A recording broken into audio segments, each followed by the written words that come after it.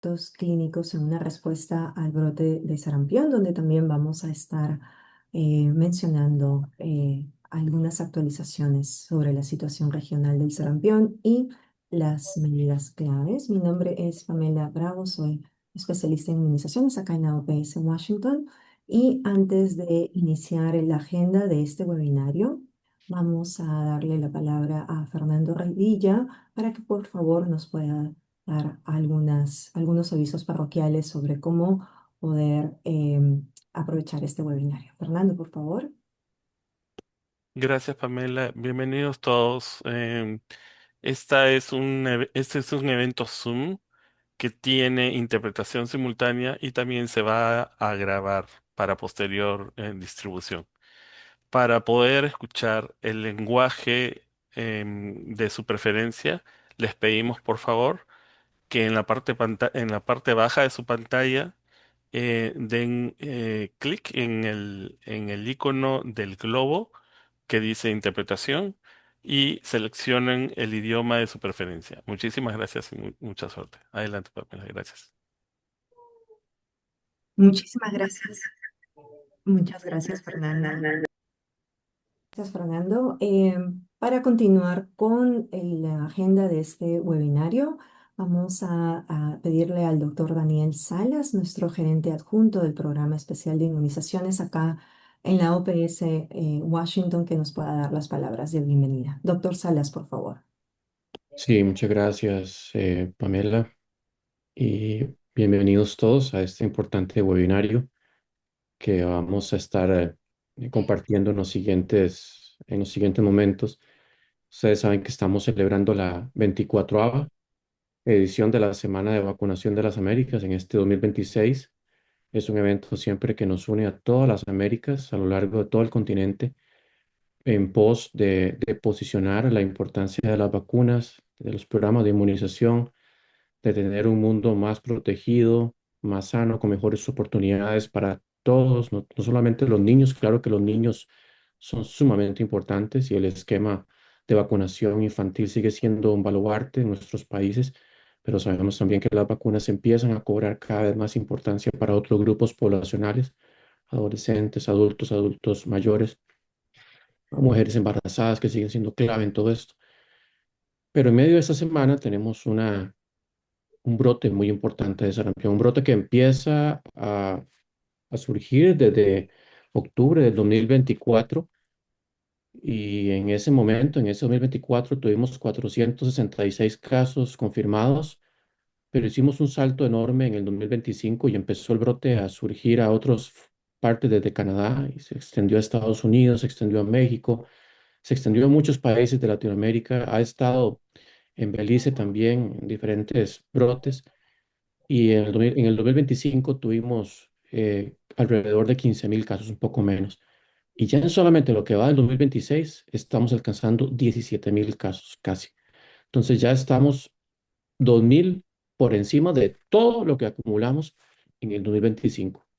Y eso definitivamente nos llama a que tenemos que seguir trabajando porque nos indica que tenemos importantes bolsones de susceptibles, personas que no han logrado vacunarse, muchas de ellas por problemas de acceso a los sistemas de salud, algunas porque tienen dudas.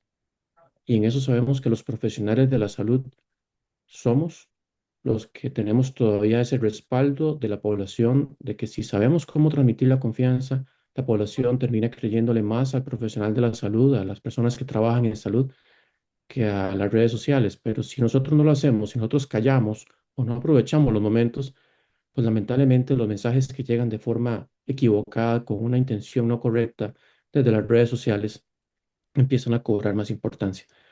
Pero volviendo al tema de la vacunación, de los sistemas de vigilancia y de la respuesta rápida, tenemos también que saber cómo identificar el sarampión. Como el sarampión no ha estado tan importantemente circulando en los últimos años, tuvimos un brotes confinados después de 2016 que logramos la eliminación. Ustedes saben que en el 2018 perdimos ese estatus como región cuando en Venezuela y en Brasil empiezan a circular y lo logramos otra vez recuperar completamente en el 2024 pero un año después lo perdemos de nuevo. O sea, es muy frágil este logro. Y ustedes saben que el sarampión es muy transmisible. Identificarlo, cómo se manifiesta, los síntomas, los signos, el sarampión atípico que se da justamente por eso mismo, porque no tenemos patrones de inmunización eh, homogéneos y el virus salvaje no circula ya de forma amplia, aunque claro que estamos viendo una reemergencia importante.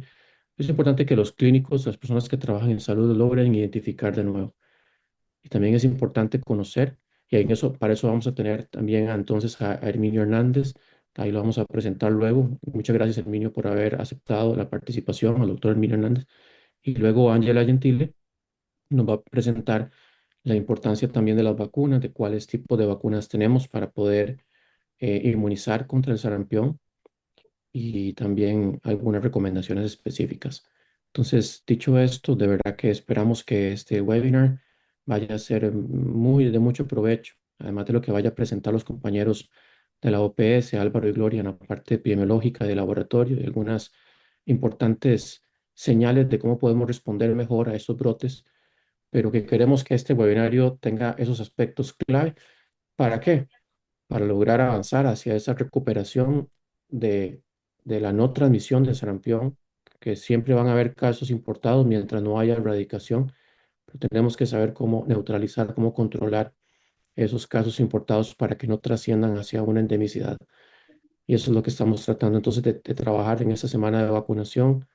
Estuvimos en Canadá el lunes pasado con el director de la OPS haciendo el lanzamiento regional, en donde se hizo mucho énfasis en la importancia de cómo podemos trabajar, sobre todo en una enfermedad tan difícil, en un virus tan difícil como lo es el sarampión y que puede ser engañoso, porque mucha gente dice, esto es leve, ya pasó el cuadro y la mayoría no tuvo que hospitalizarse, pero vamos a ver, por ejemplo, la importancia que no es cierto, ¿verdad? Que hay un importante número de hospitalización y eso varía entre países, desde un 11%, hemos visto hasta 20 y resto de por ciento de hospitalizaciones, dependiendo de qué país, en qué momento estemos hablando, pero también no se cuantifica algo que es las infecciones secundarias por la amnesia inmunológica que provoca el sarampión y que eso la doctora Ángela Gentile va a estar hablando, y también obviamente la panencefalitis esclerosante subaguda que puede ocurrir 7 de 10 años después, que es muy rara, pero que lamentablemente es fatal. Entonces, no es de que el sarampión es una enfermedad leve. Tiene sus repercusiones, tiene mucha disrupción social. Tenemos que prestar mucha atención en cómo podemos trabajar para que no se convierta, insisto, en una endemicidad, en una cadena sostenida de transmisión que empieza a afectar en diferentes partes de la población. Y sin más, te doy el paso ya a los compañeros que van a seguir con el webinario. Muchísimas gracias y nos vemos pronto. Muchas gracias, doctor Salas, por esta bienvenida. Vamos a continuar con el programa. Le doy entonces la palabra al doctor Álvaro Wittenbury, asesor regional en inmunizaciones, así como a la doctora Gloria Rey, asesora para el componente de laboratorio. Por favor, tomar en cuenta que pueden colocar sus preguntas en la cajita de preguntas para luego ser absolvidas por los panelistas. Adelante, por favor.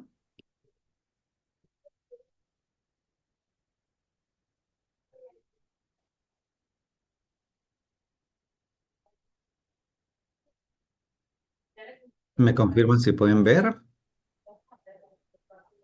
No todavía, Todavía está en no, negro. todavía no. Ahora sí, Ahora pero no sí. en modo presentación. Ok.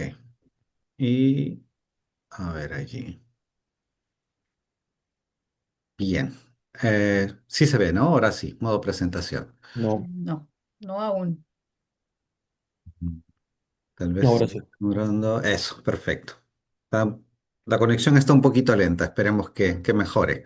Ante todo, muchas gracias a todos por estar presentes. Siempre es un gusto poder estar con ustedes participando en estas reuniones. Y en este caso, pues vamos a comentarles sobre la situación del sarampión, que es una situación que realmente nos preocupa mucho, ¿no? Una breve actualización y luego algunos elementos con respecto a la respuesta también. Entonces, muy rápidamente, la situación del sarampión.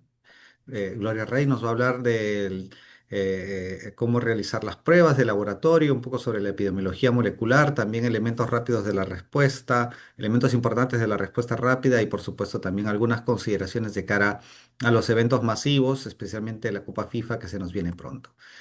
En relación a la situación regional, no podemos empezar sin mencionar las coberturas de vacunación, ¿no? Como vemos, las coberturas de vacunación, si bien han mejorado en los últimos años, todavía estamos lejos de ese 95% meta, ¿no? Que sabemos que tenemos que lograr a fin de garantizar que no vayamos a tener grandes brotes de sarampión. Y fíjense ustedes que en el 2024, que es el último dato que tenemos disponibles a nivel regional, 89% para la primera dosis, 79% para la segunda dosis. ¿Qué significa esto? Que 1,5 millones de niños en la región de las Américas no recibió ninguna dosis de la vacuna y que 1,3 millones de niños recibieron esquemas incompletos. Entonces todavía hay un número de niños muy importante que no se está beneficiando de la vacunación. En esta lámina vamos a conversar un poquito sobre cómo está esa transmisión en los países. Vemos que tenemos 13 países con transmisión activa en la región.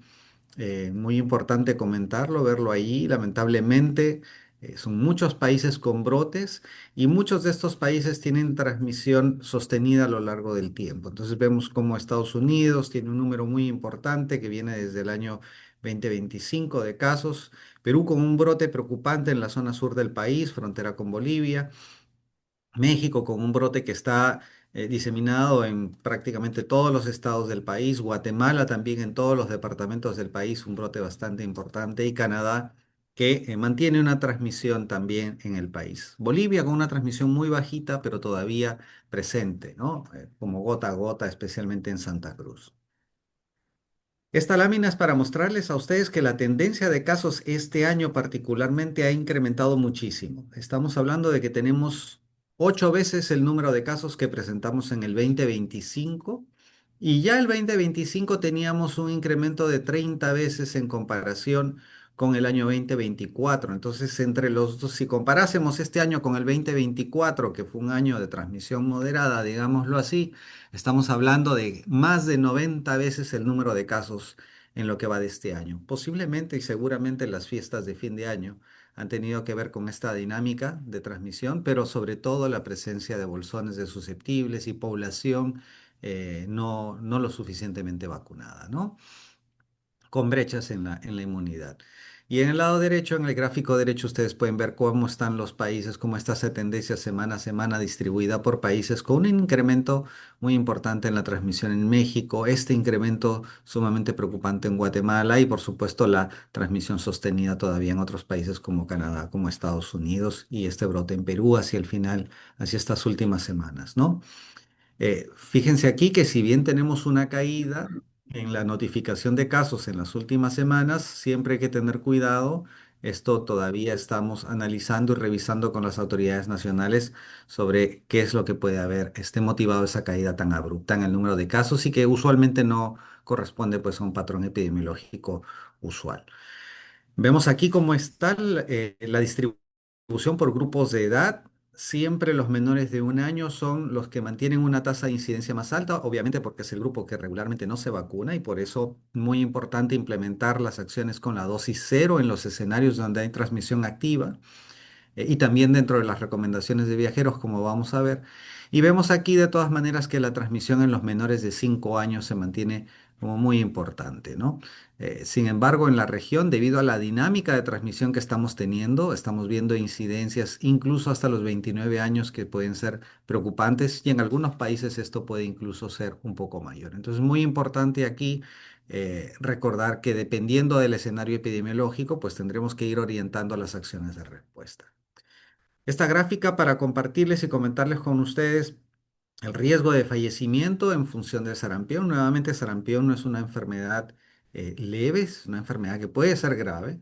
Fíjense ustedes que el riesgo de fallecimiento es muy importante en los menores de 1 año con esa tasa de mortalidad y especialmente en los menores de 5 años donde las tasas son mucho más altas que en los otros grupos, conforme ustedes pueden ver en este gráfico de la izquierda. Y el gráfico de la derecha es para recordarnos también que si bien el sarampión Es una enfermedad que en su mayoría afecta a los menores de 5 años, menores de 10 años incluso en cuanto al tema de mortalidad. Si es que tenemos personas en el grupo, en grupos de edad de 50, 40 años que enferman, el riesgo de que ellas fallezcan también puede ser muy elevado, como estamos viendo aquí, ¿no? Entonces tenemos un doble pico en los menores de 1 año que va disminuyendo la tasa de letalidad, es decir, de aquellos que enfermaron, cuántos fallecieron, y vemos aquí un pico en este grupo de edad. Entonces, no hay que descuidarse de lo que pueda pasar también con los adultos. eh, Especialmente conforme van aumentando la edad, ¿no? Adelante, Gloria.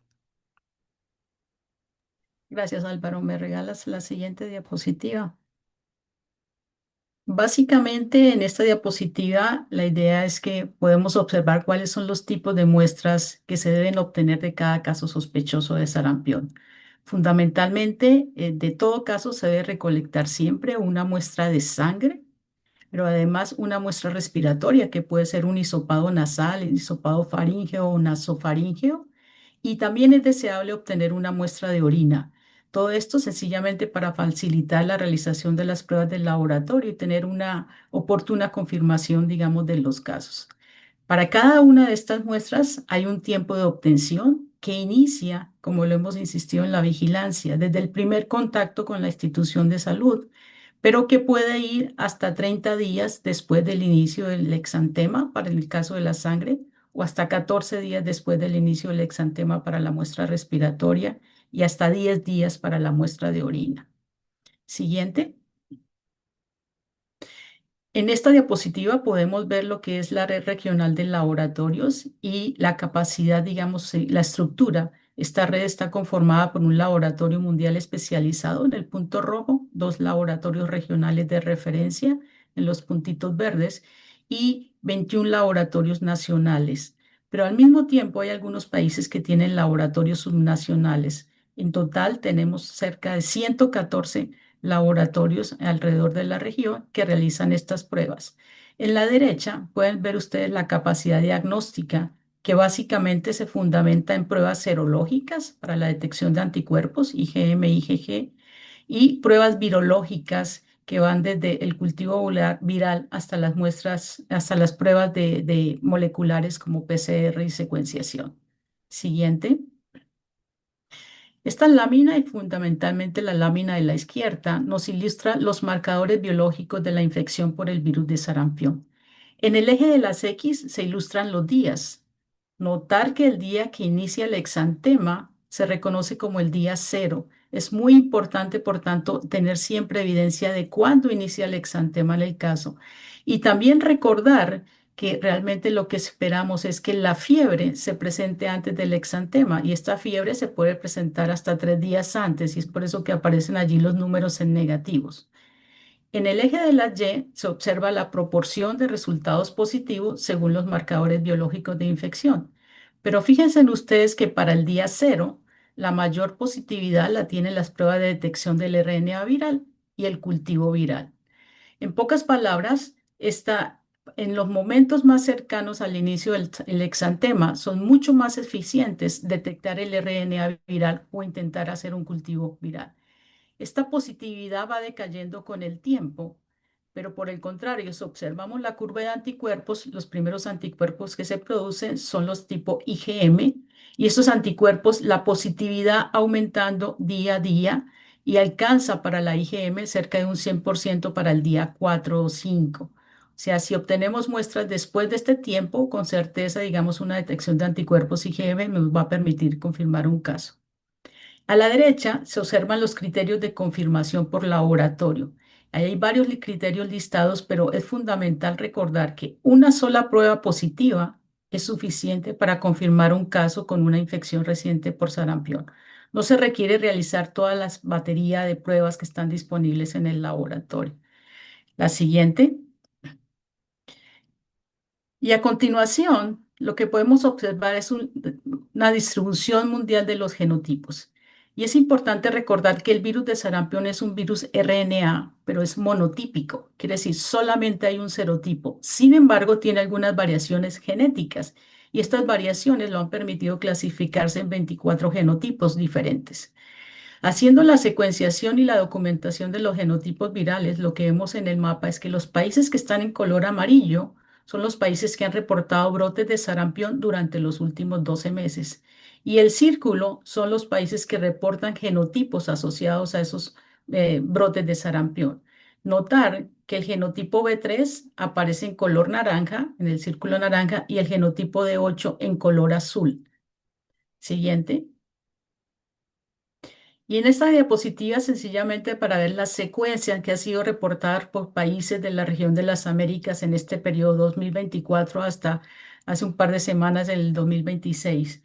Durante este periodo se han notificado a MINS, que es la base global de reporte de secuencias que soporta la OMS.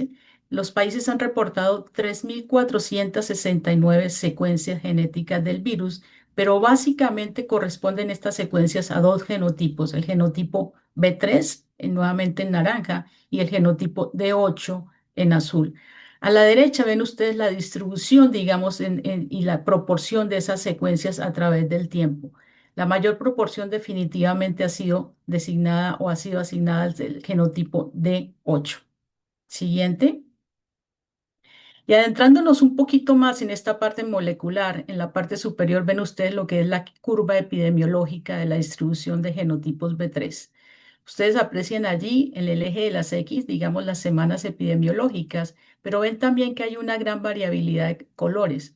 Cada color representa una secuencia genética distinta y se le asigna un número, entonces, que se reconoce como el DSID. Y ustedes ven allí que hay múltiples colores, quiere decir que realmente son diferentes secuencias genéticas las que se han encontrado a través del tiempo. Notar que definitivamente hay una gran variabilidad y en la distribución que ven en la parte inferior, gracias, es muy diferente, no hay un color que se mantenga a través del tiempo. Y esto básicamente en cuanto a las secuencias del genotipo B3. Siguiente. Y esta es de forma similar la curva epidemiológica, pero para la secuenciación de los genotipos de 8. 15 países han reportado un total de 2.985 secuencias solo de genotipo de 8. Pero fíjense ustedes aquí que a diferencia del anterior, hay un color que permanece durante todo este periodo y básicamente ese color se debe a la secuencia DCID 9171 que es la que ha estado asociada con la gran cantidad de brotes de sarampión en varios países de la región.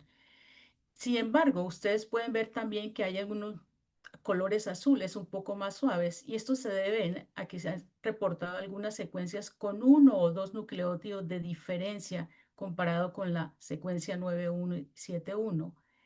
Allí es muy importante insistir en que la correlación de los datos genéticos con los datos epidemiológicos son claves para tener una mejor comprensión de estos hallazgos, porque estos cambios genéticos pueden ser producto de una evolución viral o estar relacionados con una nueva importación del virus.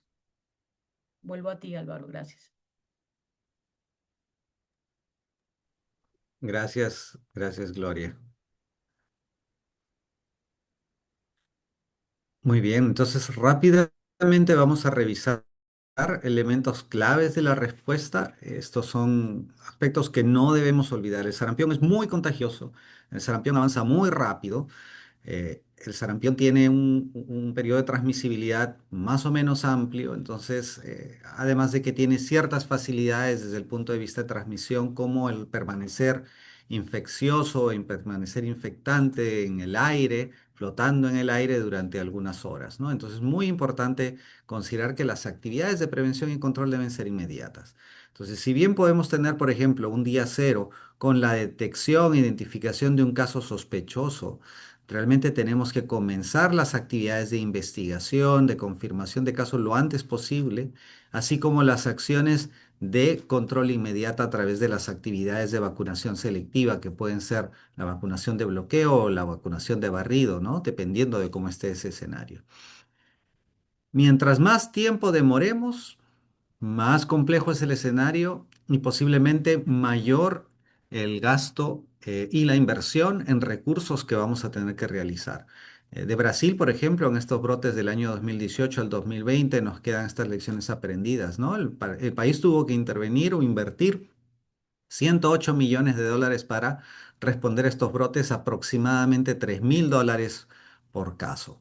Entonces, cada día que perdemos en la intervención, en empezar las actividades de investigación y luego control, pues eso nos va a llevar a un mayor gasto, nos va a llevar a una mayor transmisión y nos va a llevar posiblemente a mayores riesgos para la salud de la población.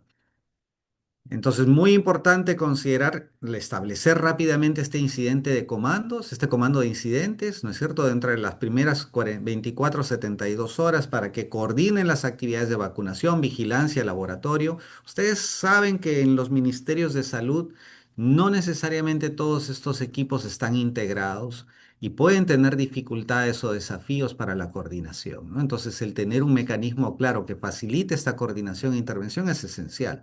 La activación de los equipos de respuesta rápida e iniciar estas acciones en las primeras 72 horas, en los primeros 3 días, es esencial también, ¿no?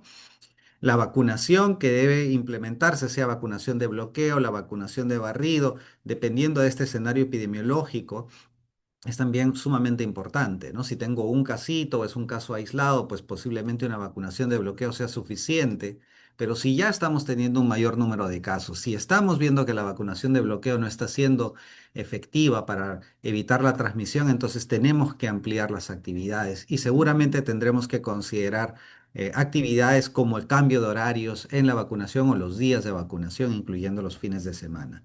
La detección temprana es sumamente importante. Aquí es muy importante que los profesionales de salud, el personal de salud en general, así como la población estén informados, ¿no? Y siempre utilizar la información epidemiológica para guiar las acciones de respuesta.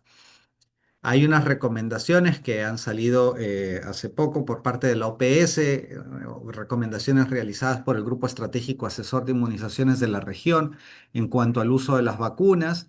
Hay esta recomendación de uso de la vacuna SRP Leningrado Zagreb, la vacuna SRP Yirilin o la vacuna de sarampión rubiola para la vacunación de niños de 12 a 10 años de edad.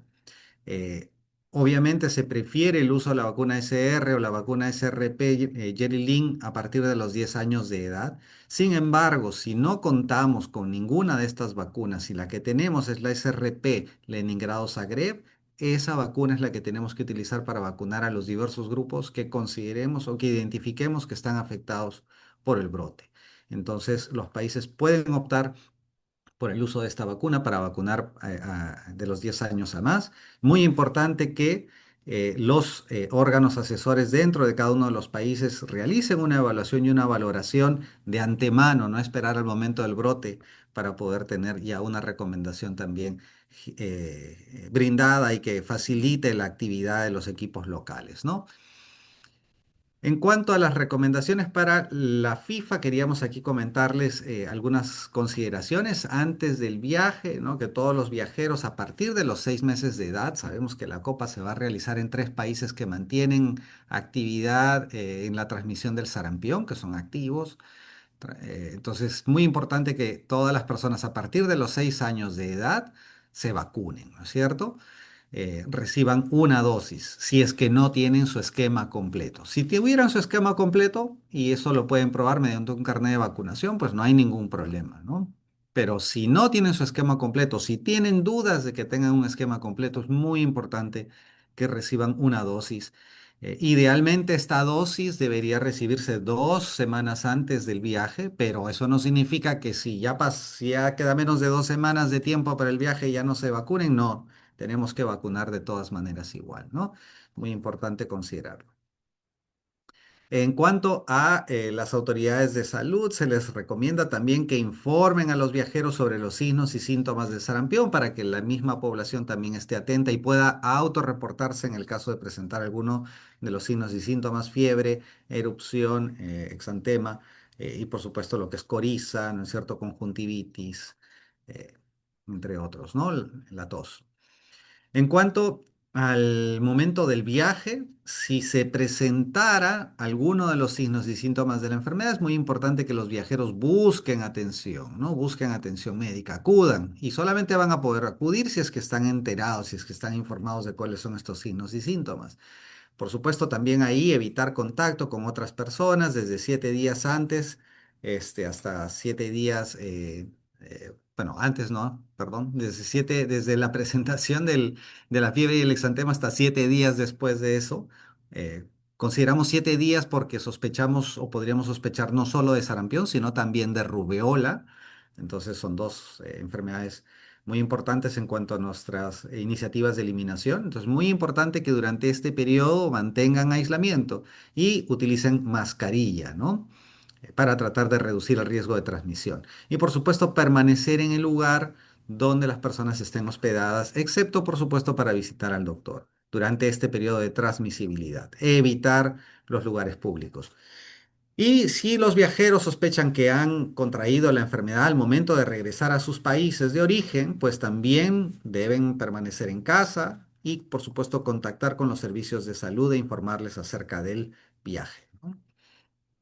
Creo que estos son los tópicos, los mensajes principales que queríamos compartir en este momento de nuestro lado. Te doy el paso, Pamela.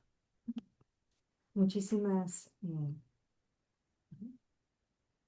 Muchísimas gracias. Vamos a continuar con la agenda para el día de hoy y para la siguiente ponencia tenemos al doctor Herminio Hernández, quien nos va a hablar de los aspectos clínicos del sarampión. El doctor Herminio Hernández es médico pediatra adscrito al Hospital Nacional Cayetano Heredia en Lima, Perú, así como profesor emérito de la Universidad Peruana Cayetano Heredia y es miembro de la Comisión Regional de Sarampión y Rubiola, presidida por el doctor John Andrews. Le doy la palabra entonces al doctor Herminio Hernández, sin dejar de recordarles que pueden ir colocando todas sus preguntas en el QA. Algunas de ellas las vamos a ir contestando a través de este QA y otras van a ser contestadas en la sección de preguntas y respuestas. Muchísimas gracias. Adelante, doctor Hernández. Muy buenos días. ¿Puedo compartir? ¿Sí? Sí, adelante, don Herminio. Gracias, don Álvaro, por lo de... A ver.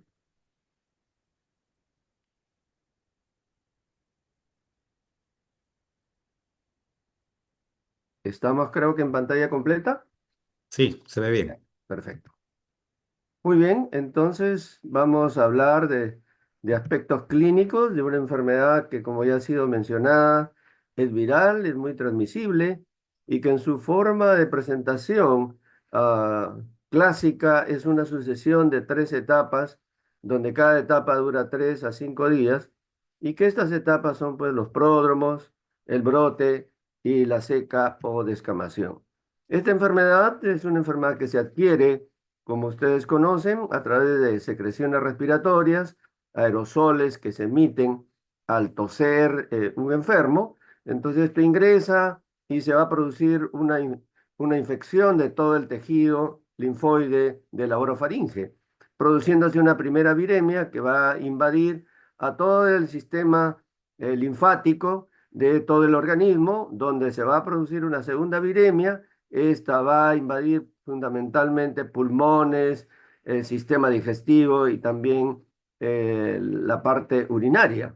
Y a partir de ahí se producen los síntomas y pasa el enfermo a emitir aerosoles y contagiar a otros susceptibles. Y ahí tienen 2 fotos del tipo de brote en la segunda etapa, o sea, la etapa, valga la redundancia, de brote.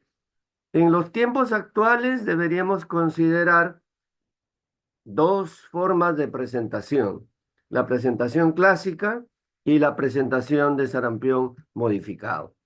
La presentación clásica es donde se repite estos periodos de 3 a 5 días de pródromos, brote y seca. Entonces, en este esquema podemos ver que aquí estoy señalando el inicio del brote, ¿no? Y todo lo que precede al brote es el periodo prodrómico, donde tenemos la fiebre, ¿no? El paciente suele estar muy sintomático, muy comprometido en cuanto a su estado general, ¿no? Presenta tos, presenta rinorrea y conjuntivitis. Y aquí vemos cómo algo que precede al brote es lo que se llaman las manchas de Koplik o el brote en las mucosas. En este caso, la mucosa oral, ¿no? Frente a a los molares inferiores, vemos un área eritematosa donde la cual se destaca unos puntitos blancos. Esto es lo que se llaman las manchas de Koplik, ¿no? Las manchas de Koplik, también en esta otra foto de la izquierda, podemos ver estos puntitos blancos, que es las manchas de Koplik. Se puede, digamos, describir como un área eritematosa donde se ha esparcido granitos de sal. Pues bien, esto, como acabamos de verlo en la gráfica, precede al inicio del brote. Y luego tenemos el brote mismo.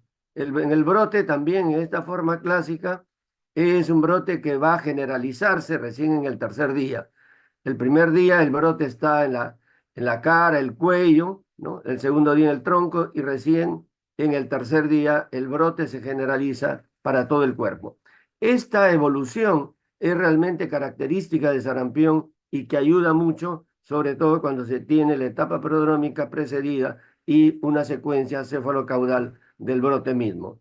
El brote es un brote eritematoso muy claro, muy evidente cuando se tiene una tez, una piel blanca, y cuando la piel es cobriza, se nota un poquito menos. Entonces tenemos pues que este brote avanza y en el tercer día sigue todavía febril, luego de lo cual cae la fiebre. De tal manera que ahí empieza la tercera fase o la fase de seca, ¿no? O de convalecencia también. Si después de este tercer día de brote el paciente reaparece la fiebre, hay que sospechar que puede tener alguna complicación. En la tercera fase o en el tercer periodo, donde hubo estas lesiones eritematosas, entonces aparecen unas máculas marrón oscuras, como ustedes pueden ver en la foto de la izquierda. Y sobre todo en niños desnutridos, en personas con la inmunidad comprometida, puede haber una descamación importante en el cuerpo. El problema serio con sarampión es que compromete la inmunidad fundamentalmente celular, pero también humoral. Esto se conoce como la amnesia inmunitaria. Declinan los niveles de linfocitos, principalmente a los CD4, y también caen los anticuerpos preexistentes, ¿no? Esto se puede evidenciar en este estudio que tuve oportunidad de conocerlo, porque fue una tesis de un estudiante, Tamashiro, hace un buen número de años atrás, ¿no? Entonces, pues, él siguió y ubicó 25 niños con tuberculina positiva que desarrollaron sarampión, 13 de ellos sin complicaciones y 12 con complicaciones. Fueron sometidas a pruebas cutáneas, ¿no? Semanalmente, ¿no? Y se pudo evidenciar cómo, en realidad, los que eran positivos, todos se volvieron enérgicos, como podemos ver aquí en la gráfica de la derecha. Todos se volvieron enérgicos y sucesivamente reapareció la respuesta a la tuberculina, siendo esta un poco más tardía cuando los niños tenían complicaciones. Pues bien, esta es una prueba muy contundente, cómo se vuelven enérgicos, desaparece la hiperreactividad, ¿no? Todos sus casos vacunados. Y 70. aquí en esta gráfica también podemos ver esta respuesta dual que hay desde el punto de vista de la respuesta inmune. En la parte superior vemos aquí, lo estoy señalando, esta curva, esta línea, ¿no? Negrita, donde el nivel de linfocitos cae, ¿no? En la etapa aguda de la enfermedad y se va a recuperar después de 3 a 4 semanas. Y decimos dual porque simultáneamente hay una respuesta inmune de anticuerpos para defenderse de la infección. Esta inmunosupresión, conjuntamente con la disrupción de las superficies epiteliales, son los que tienen que ver con la posibilidad de complicaciones. La complicación más temida y más frecuente es la neumonía. Entonces, la neumonía es la complicación que en realidad puede llevar a la muerte. Esta puede ocurrir por daño por el virus y se llama neumonía de células gigantes o neumonía de Hedge, un nombre propio.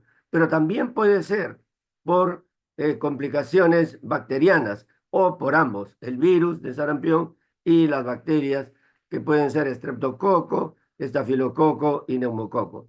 Obviamente los niños menores, ¿no? Los adultos mayores, las gestantes y los inmunosuprimidos tienen el riesgo para tener esta complicación. Cuando se tiene esta complicación, como aquí ven ustedes en la foto de la derecha, en una radiografía, hay que obviamente sopesar la posibilidad de usar antibióticos. La otra complicación que también es frecuente es la presencia de diarrea, ¿no? Que puede tener que ver también con la posibilidad de comprometer la inmunidad. Lesiones a nivel de la córnea podrían excepcionalmente llevar a ceguera. Una complicación que también no se puede dejar de mencionar es la otitis media. Y la muerte. La muerte se puede producir por estas complicaciones señaladas y por las que voy a citar en relación con la encefalitis. La muerte se puede dar por neumonía o por encefalitis, ¿no? Y esto puede estar entre 1% o 10% dependiendo del huésped que presente sarampión. La malnutrición es una consecuencia o también puede llevar, si es preexistente, a una severidad de la enfermedad.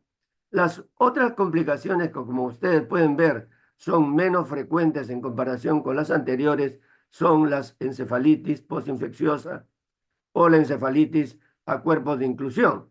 Y, como ya fue citado, también se puede producir una panencefalitis esclerosante subaguda, que en realidad ya es muy excepcional de ver, pero que si se desarrolla, ¿no? Y esto ocurre 7 a 10 años después por la persistencia del virus en el tejido linfático, puede llevar a la muerte por la severidad de esta complicación. En relación con el estado nutricional,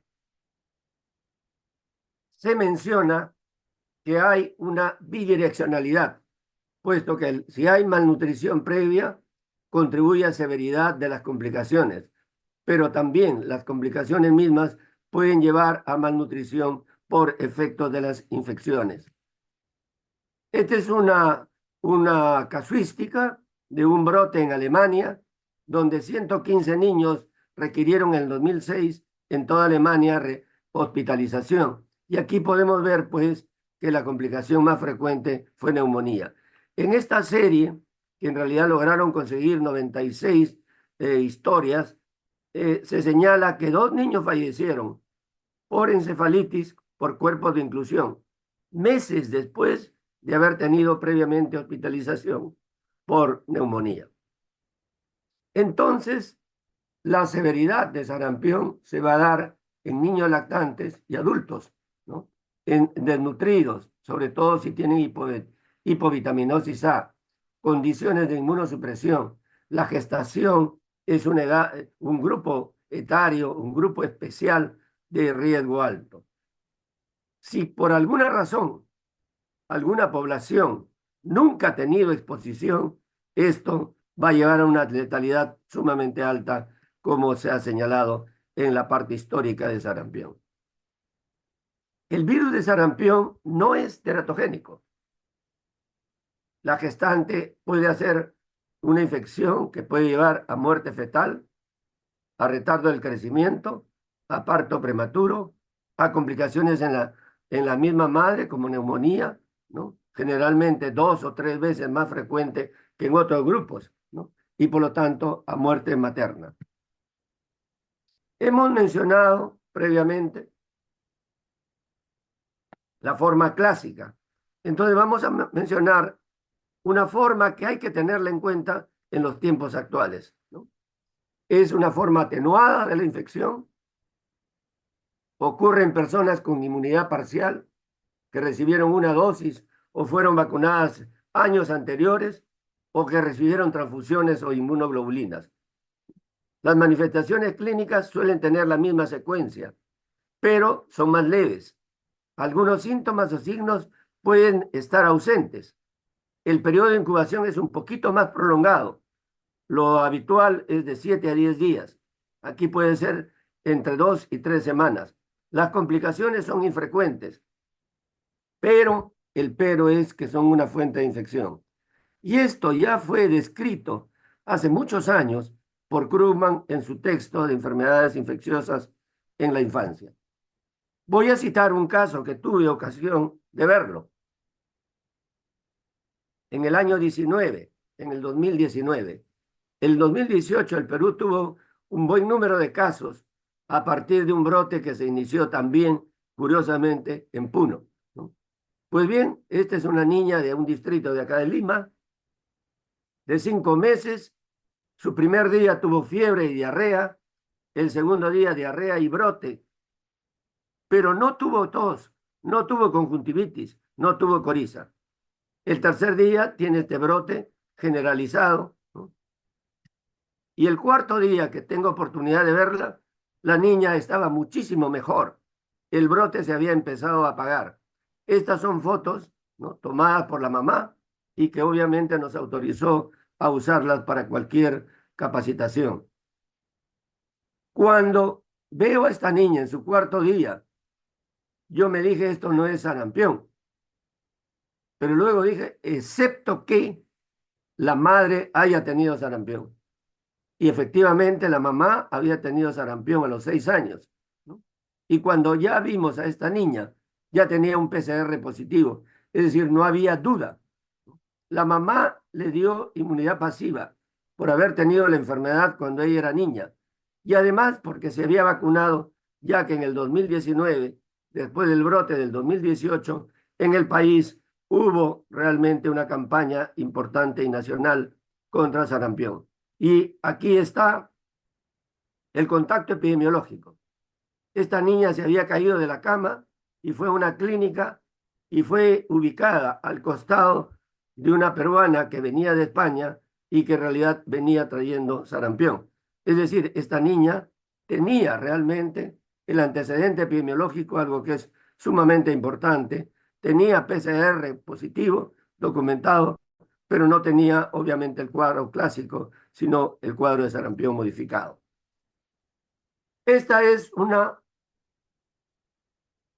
recopilación de casos de España, donde lo que podemos ver es que se puede ver sarampión modificado y sarampión clásico en no vacunados, en los que tienen una dosis o en los que tienen 2 dosis de la vacuna. Curiosamente, en la medida que se tienen más dosis, casi es mitad de casos con las 2 formas de presentación. El diagnóstico tiene que tener bases clínicas, ¿no?, bases epidemiológicas, serología y cultivos que han sido mencionados previamente por Gloria, ¿no? Para el caso clásico, la secuencia de 3 etapas, pródromos, brote y seca, y cada uno con 3 a 5 días de duración, y considerar nuevamente la posibilidad de sarampión modificado.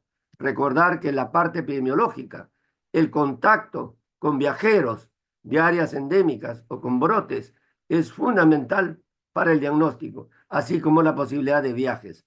La parte serológica y los cultivos son sumamente necesarios para cumplir con las 4 áreas del diagnóstico. Obviamente que hay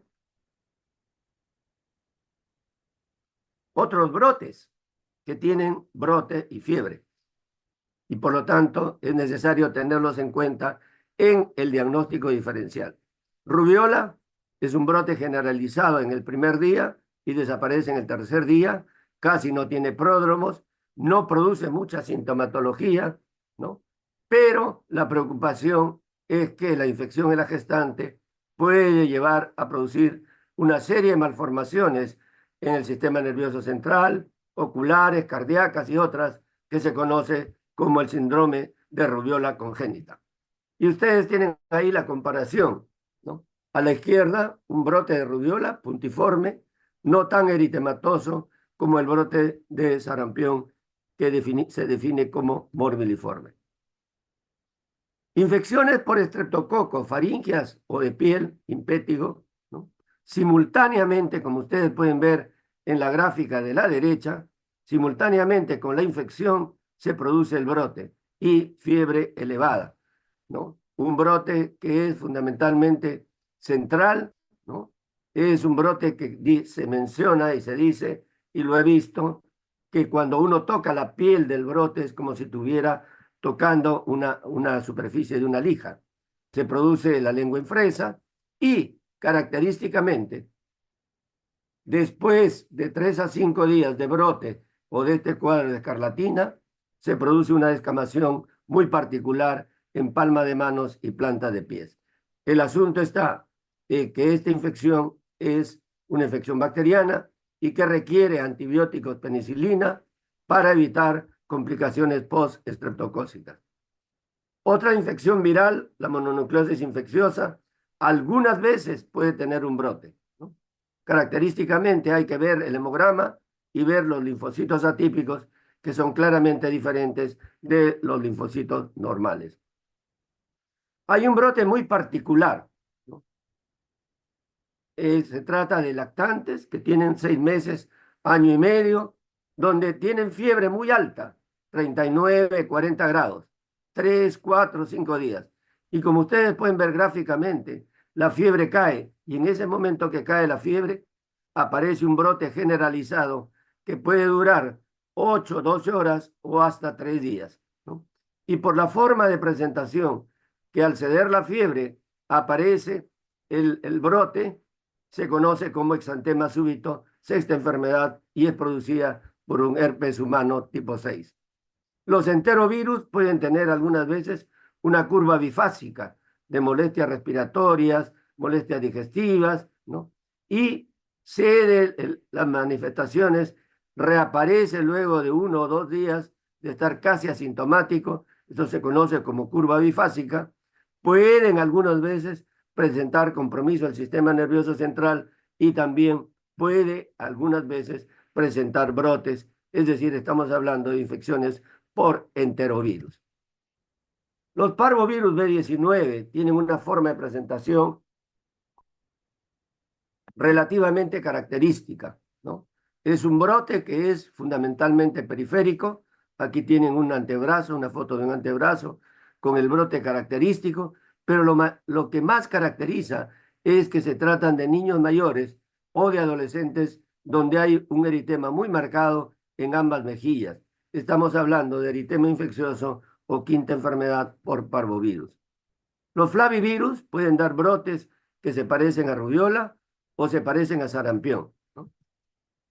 Y si queremos diferenciarlo, ¿no? Los flavivirus en realidad tienen pues ausencia de manifestaciones respiratorias, tos, coriza, ¿no? En cambio, sarampión sí lo tiene. Y la diferencia es que sarampión no suele tener mialgias y artralgias, en cambio, estos flavivirus sí lo tienen. Cuando estamos frente a un brote, que como ustedes pueden ver en la imagen, es un brote en espejo de un lado sobre el otro, siempre hay que pensar que estamos frente a eritema multiforme, ¿no? Y hay que buscar lo que se denomina o la lesión en escarapela o en el tiro al blanco o en el bull, ¿no? Y esto brote relativamente simétrico con este signo de la escarapela, se trata de eritema multiforme mayor. El problema, perdón, menor, eritema multiforme menor. El problema es que este tipo de brote, con ese signo de la escarapela, puede ser dado por una serie de infecciones virales, bacterianas, incluso protozoos, y también medicamentos. Es decir, uno entra en la disyuntiva. Estoy frente a un eritema multiforme por la enfermedad o por el tratamiento que estoy administrando. Finalmente, ¿cuándo debo sospechar en sarampión? En un niño o adulto con fiebre y exantema con antecedente de viaje o contacto con viajeros de áreas que actualmente tienen brotes o casos de sarampión. Para nosotros, aquí en mi país, un brote después de haber visitado Puno. cuando el exantema o brote esté precedido de pródromos de 3 a 4 días. Cuando hay un brote y el que lo está sufriendo tiene ausencia de vacunación o ha recibido solo una dosis hace algunos años atrás, ¿no? Y no olvidar que también debemos tener en cuenta la posibilidad de sarampión modificado cuando corresponda el cuadro clínico. Muchas gracias.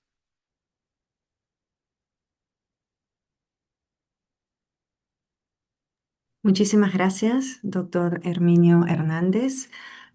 Hay varias preguntas que están colocadas en el chat. Algunas de ellas están siendo ya respondidas por los panelistas previos y otras vamos a pasarlas a la sección de preguntas y respuestas. Vamos entonces a darle la palabra a la doctora Ángela Gentile. Ella es infectóloga, pediatra y epidemióloga, jefa del Departamento de Epidemiología del Hospital de Niños Ricardo Gutiérrez en Buenos Aires, Argentina, miembro del Comité Nacional Asesor de Ética en Investigación del Ministerio de Salud Argentina y expresidenta de la Sociedad Argentina de Pediatría y ha sido también presidenta del Comité de Vacunas de la Sociedad Latinoamericana de Infectología Pediatra. Ella colabora como profesora de infectología pediátrica en la Universidad de Buenos Aires y en la Universidad Austral y también es miembro de nuestra Comisión Regional de Sarampión y Rubiola. Doctora Gentile, por favor, adelante. Muchísimas gracias, Pamela, por la presentación. La verdad que para mí un gusto estar acá compartiendo este excelente webinar y compartiendo también nuestras preocupaciones y este desafío tan importante que es este brote de sarampión regional, ya que estamos toda la región involucrada y poniendo esfuerzos precisamente para poder enfrentar esta situación. Voy a compartir pantalla. Me dice si todo está ok.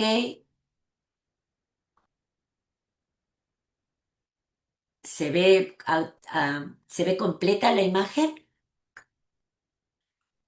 Sí, Ángela, la estamos viendo completa. Muy Modo bien, muchas presentación. gracias. Muchas gracias, Pamela.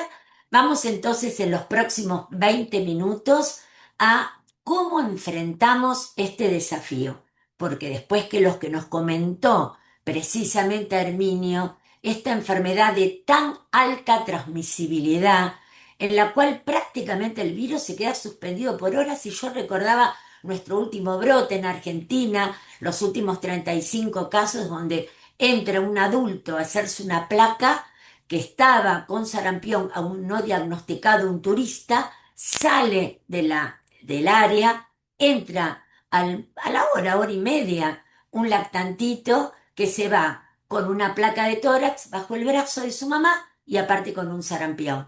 Y esto lo vemos y lo vimos en el último brote acá. Yo les estoy hablando acá desde el Hospital de Niños de Buenos Aires. Entonces, ¿cómo enfrentamos este desafío claramente que nos preocupa? Y acá tenemos la forma de hacerlo, que es vacunar fundamentalmente. Por eso es que hoy vamos a hablar de qué características tiene esta vacuna, qué indicaciones, la eficacia, la seguridad, precauciones, contraindicaciones y algunas situaciones especiales que nos parezca importante enfatizar. Y acá vuelvo a decir lo que comencé la charla, el impacto de la vacunación. Desde 1974, la vacunación ha evitado 154 millones de muertes, incluidas 146 millones de niños menores de 5 años, y el peso de lo que ha evitado en lactantes menores de 1 año. Y ustedes bien pueden ver el éxito y lo que ha significado el impacto de la vacuna antisarampionosa. Este es un artículo del Lancet del 2024 que marca la importancia de la vacunación. Y acá ya se ve claro el licenciamiento de la vacuna antisarampionosa, primera dosis o dosis única, y la necesidad de incorporar una segunda dosis ya en 1989, y acá un poco el comienzo de cómo vemos la eliminación de sarampión. Pero primer concepto clave, estamos necesitando 2 dosis. El otro punto importante, vamos a empezar ahora a ver las características de la vacuna. Esta es una vacuna que es una vacuna viral atenuada. Usamos triple viral, sarampión, rubiola, paperas. Si es una vacuna a virus vivos atenuada, claramente ya surgen las contraindicaciones. Es el embarazo y toda la situación de inmunocompromiso. A pesar de que sabemos que no todos los inmunocompromisos son iguales. Algunos tienen una situación de riesgo mayor que otros. Y vamos a ver luego, cuando veamos las indicaciones, algunas situaciones claves desde este punto de vista. Pero claramente, viral atenuada, uno tiene que tener claro cuáles son los grupos que no la pueden recibir en una primera instancia. Recordar también todo lo que ya sabemos en vacunas, la conservación, lo que no debe congelarse y el tema del frasco multidosis. Yo quiero recordarlo, lo pongo acá, porque luego voy a hacer un link y voy a hablar un poquito de timerosal. Y timerosal es un conservante, sobre todo, para frascos multidosis, pero que también en algún momento fue objeto de controversia su uso. Y precisamente tenemos que trabajar y tener muy claro que los frascos multidosis que contienen timerosal no son de riesgo. Y por supuesto también la forma de aplicación, que nuestras vacunadoras lo conocen perfectamente y tienen una amplísima experiencia. Cuando uno mira la inmunogenicidad, uno ve claramente que tiene una altísima seroconversión, muy semejante a la infección natural. Una dosis, 95% de efectividad. Dos dosis, entre 97 y 98%. Pero acá hay dos puntos claves. Lo primero, que cuando yo tengo una sola dosis, puede haber un fallo primario de la vacuna, que puede ser hasta un 5%. Pero yo quiero que lo magnifiquemos esta situación, porque sabemos que tenemos un 5% de falla primaria, pero también sabemos, como muy bien nos contó Álvaro, que las coberturas de vacunación no son las adecuadas para poder enfrentar esta enfermedad de transmisión respiratoria. Y si yo tengo una primera dosis 89%, es decir, que voy dejando un 11% de la corte sin vacuna, pero a su vez tengo una falla primaria del 5, incluso se ha visto que puede ser un poco más. Yo quiero que entiendan la cantidad de susceptibles que se van acumulando por cohorte. Entonces, evidentemente, hay que jerarquizar esta falla primaria y también entender que la segunda dosis, cuando la voy a dar, no es un refuerzo, sino que lo doy para cubrir precisamente esa falla primaria y lograr todo lo que este programa de vacunación nos puede dar. Y acá, en una forma de ejemplificarlo gráficamente, sarampión de 12 a 18 meses, la importancia de dar esta segunda dosis en forma adelantada, y acá la primera dosis, el porcentaje de protección, y la segunda dosis. Entonces, mucho para hacer y la importancia ya de marcar que necesitamos 2 dosis a partir del año de edad. Pero claro, puede haber también una falla vacunal secundaria, no solamente la falla primaria esa que estábamos analizando y viendo juntos y que dijimos que con la segunda dosis podíamos cubrir. Puede suceder que cuando uno tiene una falla secundaria, que es muy poco el porcentaje, un 0,2%, pero que lo tenemos que saber, y sobre todo en un webinar de actualización, uno sabe que puede detectar IgG al comienzo de la enfermedad, que la enfermedad va a ser modificada o atenuada, que por supuesto en general siempre la mayoría de los casos de sarampión se dan en personas no vacunadas, pero vale la pena marcar esto precisamente porque puede algún caso que se pueda dar bajo esta circunstancia. Entonces, siempre fallo vacunal secundario, personas previamente inmunizadas, generalmente nunca los chicos de mayor edad, porque en general han recibido su segunda dosis y se puede dar. Pero no es el caso de los brotes, donde uno mira la situación actual y ve que el gran peso son precisamente los no vacunados. y este es otro concepto que hay que dejarlo claro. Cuando uno mira las indicaciones de uso, acá viene el otro punto importante, la necesidad de estas 2 dosis y la necesidad de que esta segunda dosis o refuerzo sea en el segundo año de vida. Es decir, la importancia de poder tener precisamente la segunda dosis a esta edad.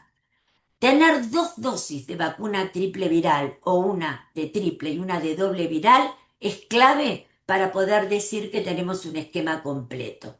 Y por supuesto, cada país tiene que mirar su epidemiología porque el punto clave también es la edad máxima de vacunación.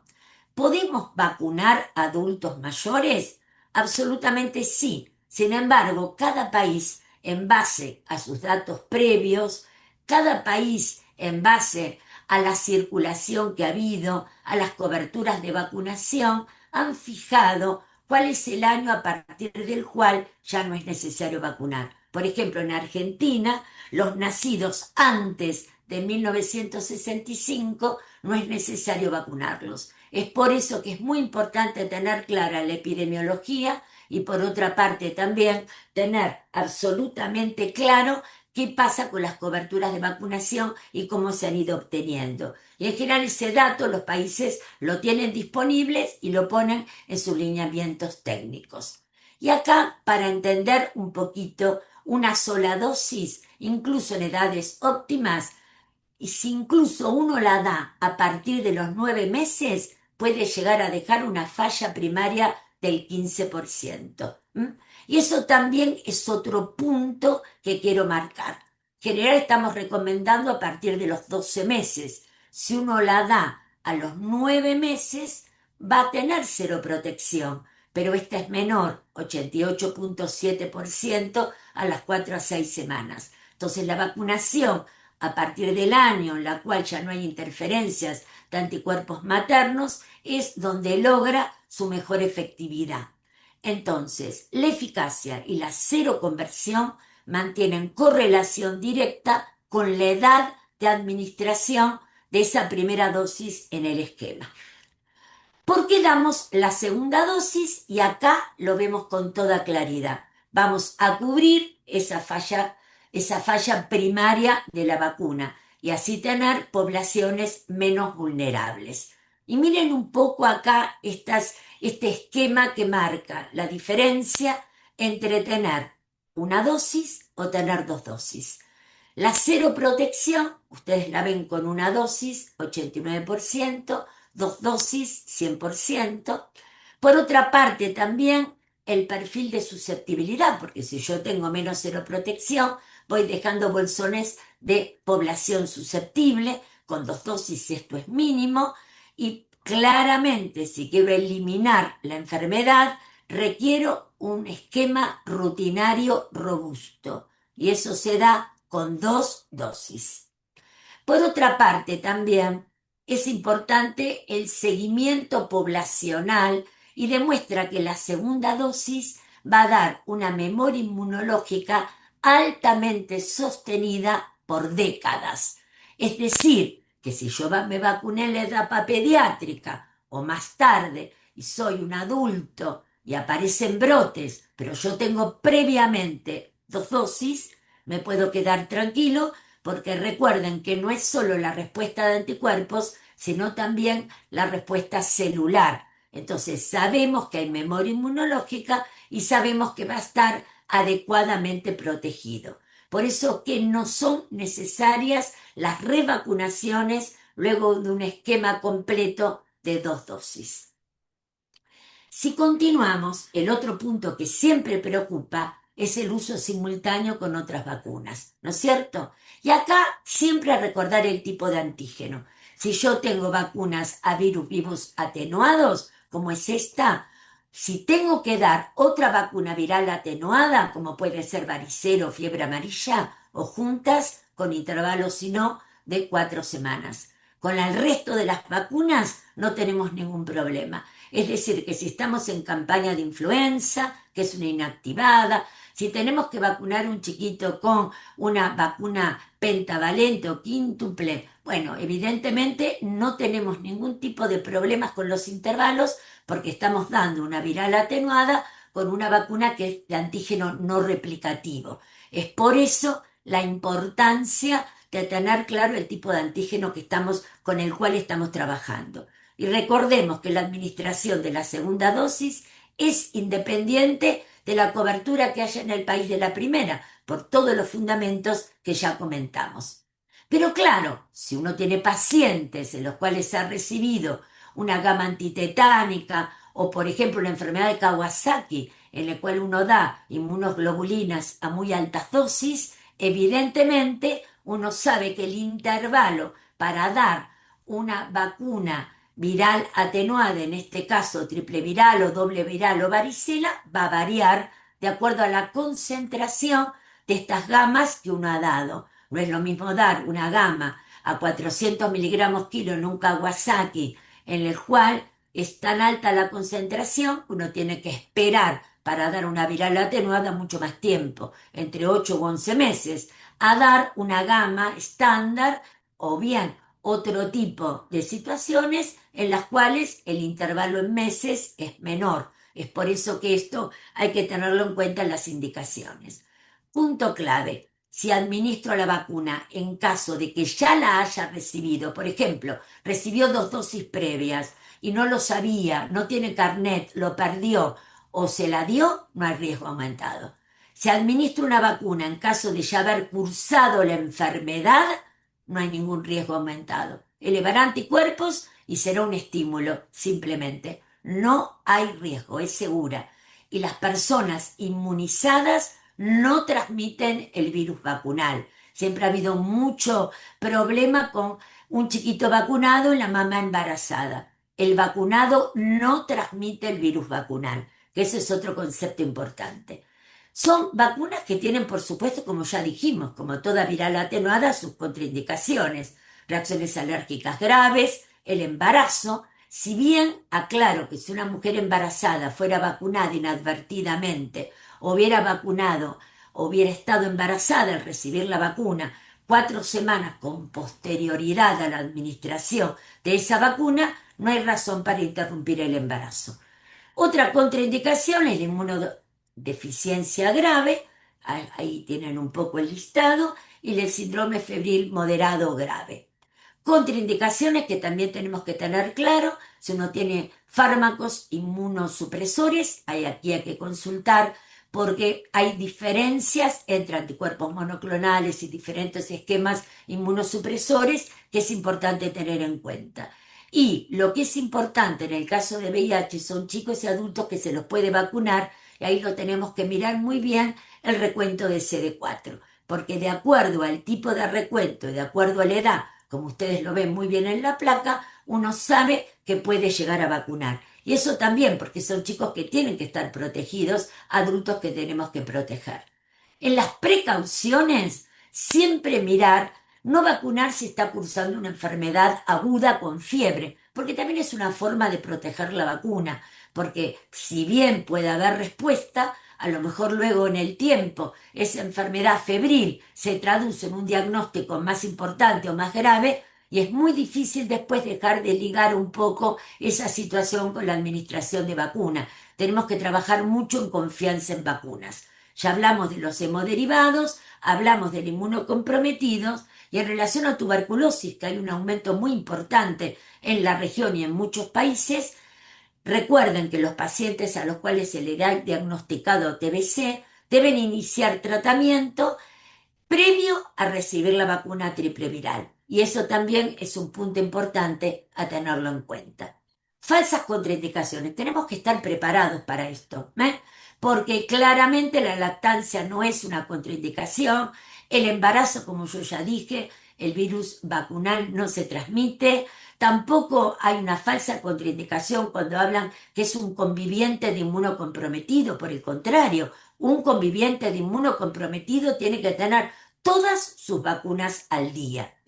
Mujeres en edad fértil que se deben vacunar y la intolerancia al huevo, el antecedente de reacción alérgica o no anafiláctica. Recuerden también que hay contraindicaciones que no son tales, son falsas contraindicaciones. La vacuna puede tener algún evento adverso de tipo, digamos, mínimo, porque son vacunas realmente muy poco reactogénicas. Puede haber algún fenómeno de anafilaxia o convulsiones febriles o trombocitopenia que son transitorias. Yo recuerdo siempre que puede haber alguna manifestación clínica post vacuna de fiebre o de exantema, que hay que tenerlas claras, sobre todo en el transcurso de un brote, porque uno tiene chicos no vacunados o adultos no vacunados, pero otros vacunados. Entonces uno tiene que ver en el vacunado y sobre todo con una amplia circulación del virus salvaje, si esa reacción es la vacuna o bien es un sarampión. Y en ese caso, como muy bien lo marcó Gloria, la importancia de enviar las muestras al laboratorio para poder hacer diagnóstico, poder saber si esto puede ver un evento adverso de la vacuna o bien es el virus que está circulando. Entonces, recordemos lo importante de establecer estas diferencias, sobre todo cuando uno tiene usándose o cuando uno está en una situación de administración de vacuna en el marco de un brote epidémico.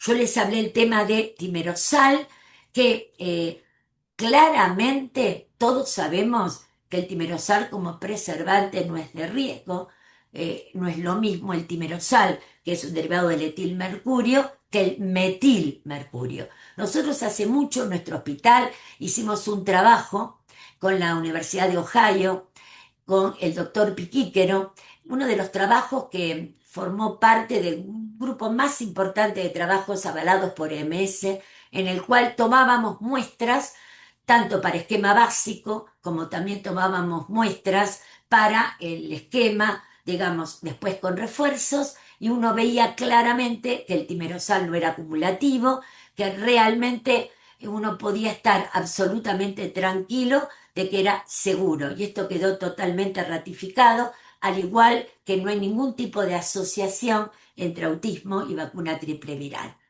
Situaciones especiales para terminar. Dosis cero. Es muy importante porque la estamos usando como una herramienta clave precisamente cuando hay brotes epidémicos. Basta ver los datos. Si uno tiene una mayor incidencia en menores de un año, sabe que tiene que usar una herramienta adicional previa al esquema regular. Y esa herramienta es la dosis cero.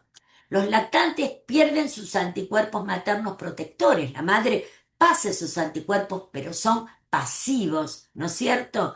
Entonces, evidentemente no llegan a cubrir todo el año de vida, porque precisamente son anticuerpos pasivos. Para el lactante no hay una inmunización activa. Entonces, si bien la mamá le pasó sus anticuerpos, muchos estudios están demostrando que queda una proporción de lactantes que son vulnerables antes del octavo mes incluso, crean una ventana de vulnerabilidad. Y cuando uno tiene estos anticuerpos que pueden proteger hasta casi los 6 meses, a veces algunos hasta los 9 meses, pero evidentemente uno vacuna al año, hay que cerrar la brecha de vulnerabilidad y sobre todo cuando uno está en una situación de brote. ¿Y cómo cerramos la brecha? Porque este es el punto crítico de exposición a brotes, este vacío de protección que se da por este cruce de la disminución de anticuerpos y la edad de la primovacunación, la cubrimos por una vacuna más temprana. Y esta dosis cero tiene efectividad global, un 58%, cuando uno la compara, por ejemplo, a partir de los 9 meses, y por supuesto a partir del año es más del 90%. Pero claro, los títulos de anticuerpos, cuando uno da esta dosis cero temprana, son bajos, un poco mayores cuando los da entre 9 meses y un año. Pero en general el problema es que tenemos una caída de anticuerpos a corto plazo. Entonces, no tenemos buenas respuestas. La protección definitiva se da con la primera dosis al año y, por supuesto, esa segunda dosis que va a cubrir la falla primaria de la vacuna. Entonces, ¿cuándo activamos? ¿Cuándo trabajamos para cerrar la brecha de vulnerabilidad? Cuando hay brotes activos, puede haber campañas suplementarias en países endémicos, cuando hay contacto estrecho con casos, situaciones de brotes en jardines maternales, viajes a zonas de riesgo, poblaciones desplazadas, cada país en consonancia con sus datos epidemiológicos y su cobertura y en consonancia con las autoridades respectivas, evaluará la importancia de la dosis cero, una dosis que no tiene que ser tenida en cuenta para calendario. Y otra pregunta muy común es, si yo doy una dosis cero, ¿puedo seguir con el esquema con las otras dosis? Absolutamente sí. ¿Por qué? Porque es una viral atenuada. Entonces yo solo me tengo que preocupar de dejar un intervalo de un mes con otra viral atenuada o bien darlas simultáneas. Pero con el resto de las vacunas de calendario no tenemos ningún tipo de problemas. Y terminando, personal de salud, 2 dosis. Nosotros tenemos que ser los primeros que demos ejemplo, los primeros que evitemos ser fuente de transmisión. Y esto es clave y siempre es importante tener en cuenta no solo que podemos ser fuente de transmisión, sino también el ausentismo laboral. ¿Qué pasa? Equipo de salud, primera línea en el manejo de brotes y estamos con sarampión y porque no tenemos las 2 dosis de vacuna, evidentemente no solo el tema del ejemplo, sino también que en una situación de brote necesitamos todo el equipo de salud completo y trabajando fuertemente y comprometido. Entonces, trabajemos con 2 dosis de vacuna. Desafíos, buenas coberturas y homogéneas, porque si dejamos bolsones de susceptibles, tenemos un problema. Trabajar en la confianza en vacunas. Yo puse muy poquito lo de timerosal o lo de autismo, pero hay líneas en OPS, líneas muy fuertes y documentos para trabajar en confianza. Trabajemos rápido y oportuno, lo dijo Álvaro, los primeros 3 días, clave. Capacitar para que las situaciones especiales se tengan en cuenta. Y claramente el lema de esta semana, tu decisión marca la diferencia. Enfrentemos juntos este brote, que creo que es un gran desafío, pero claramente lo podemos hacer. Este es mi hospital, el Hospital de Niños, y desde ahí un gran abrazo a toda Latinoamérica. Mm. Muchísimas gracias a los doctores Arminio y Angela Gentile. Hay muchas preguntas que ya los panelistas han empezado a contestar en el chat. Sin embargo, vamos ahora a proceder a algunas preguntas que las hemos dejado sin contestar para poder abordarlas de forma en este espacio. Entonces, voy a empezar con una pregunta para el doctor Herminio. En el sarampión modificado, ¿es posible que no haya exantema evidente, pero sí se presente fiebre, tos y coriza? No, Adelante, doctor. sí, gracias. En sarampión modificado, en realidad suele haber fiebre. Lo que puede ausentarse es alguno de los síntomas en los pródromos. Puede haber no coriza, puede haber poca tos, ¿no? Y siempre hay un brote. Lo que pasa es que el brote puede durar muy pocos días, ¿no? Es un brote como, por eso les presenté ese caso.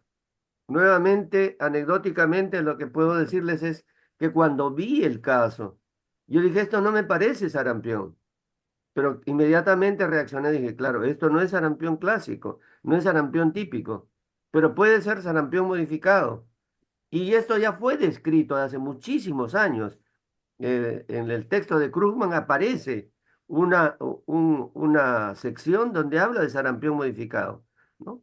Y nuevamente para el caso, sí tuvo fiebre, tuvo brote, pero tuvo una secuencia de muy corta duración, muy poco sintomática, ¿no? Entonces, siempre hay un brote, siempre. La intensidad no es la misma que en sarampión, la duración no es la misma, es mucho menor, ¿no? Muchísimas gracias, doctor Herminio. Hay varias preguntas con relación al esquema de vacunación en el personal sanitario. Para la doctora Gentile voy a tratar de poder resumirlas porque son bastante parecidas. En general, la inquietud es la siguiente. Tengo la pregunta sobre la vacuna SR que se administra como dosis única en personal adulto. pero en caso de no contar con la SR, sí se puede administrar la vacuna triple viral SRP en adultos como dosis única. ¿Qué tan Ah, cierto es que si un adulto se coloca la triple viral puede desarrollar paperas? Esa es la primera pregunta. Y la Mm. segunda pregunta guarda relación con el esquema de vacunación en el personal de salud. Si dicho personal recibió una dosis en el año 2022, si se debe completar el esquema con una segunda dosis o si se debe iniciar nuevamente el esquema. Adelante, doctora Gentile. gracias, Pamela. Clarísimo, podemos usar la triple viral en adultos, ningún tipo de problemas. Y les digo más, nosotros acá en Argentina, les digo la experiencia nuestra en el hospital. Hace poquito que empezamos la campaña de influenza, pusimos influenza en un lado y al ladito triple viral. Y ahí va pasando todo el personal de salud. El que no tenía dos dosis acreditadas, se daba la influenza y se daba la vacuna triple viral. Y vacunamos siempre habitualmente con triple viral y no hay ningún tipo de contraindicación. Así con doble o triple viral, lo que cada país considere o tiene disponibilidad. Hay momentos en que uno tiene disponibilidad de doble viral, otros de triple viral, pero lo podemos usar sin problemas. Segundo, no se reinician nunca esquemas, ¿eh? Digamos, el vacunado en el 2022 no, simplemente se da la segunda dosis si lo necesita porque el personal de salud tiene que acreditar dos dosis de vacuna, que eso es muy importante. ¿M? Entonces, no importa el tiempo transcurrido, los intervalos transcurridos, esos esquemas son válidos. Y esto no es solo personal de salud, es para los chicos también, para los adolescentes. Si yo le di una dosis al año y llega a los 5 años, a los 10 años, y no se dio la segunda dosis, no armo un esquema de dos dosis. Le doy la segunda dosis y con eso termino. Lo importante es que tenga dos dosis. Hay que como grabar afuera, dos dosis de vacuna. Triple viral o doble y triple viral. Y yo creo que ese es el gran concepto. Y me gusta esa pregunta de la triple viral en adultos porque ha pasado nosotros como comité regional tener también este tipo de situaciones y consultas cuando hemos ido a países en brote y hemos dejado muy claro que lo importante es usar la vacuna que se tiene y eso es lo más valioso. Gracias, doctora Gentile. ¿Puedo, puedo Adelante, doctora.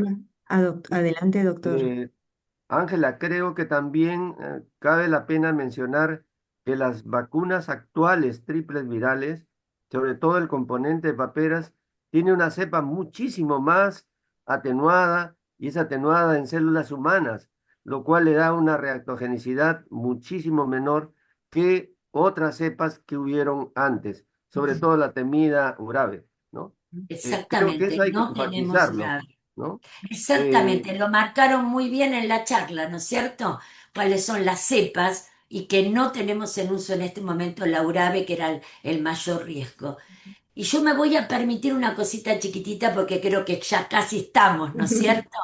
Yo Adelante, les Ángela. digo lo que les digo a mis residentes acá en el hospital y lo que marcamos. Cuando uno tiene febril aguda exantemática, un paciente con febril aguda exantemática, es un caso sospechoso de sarampión.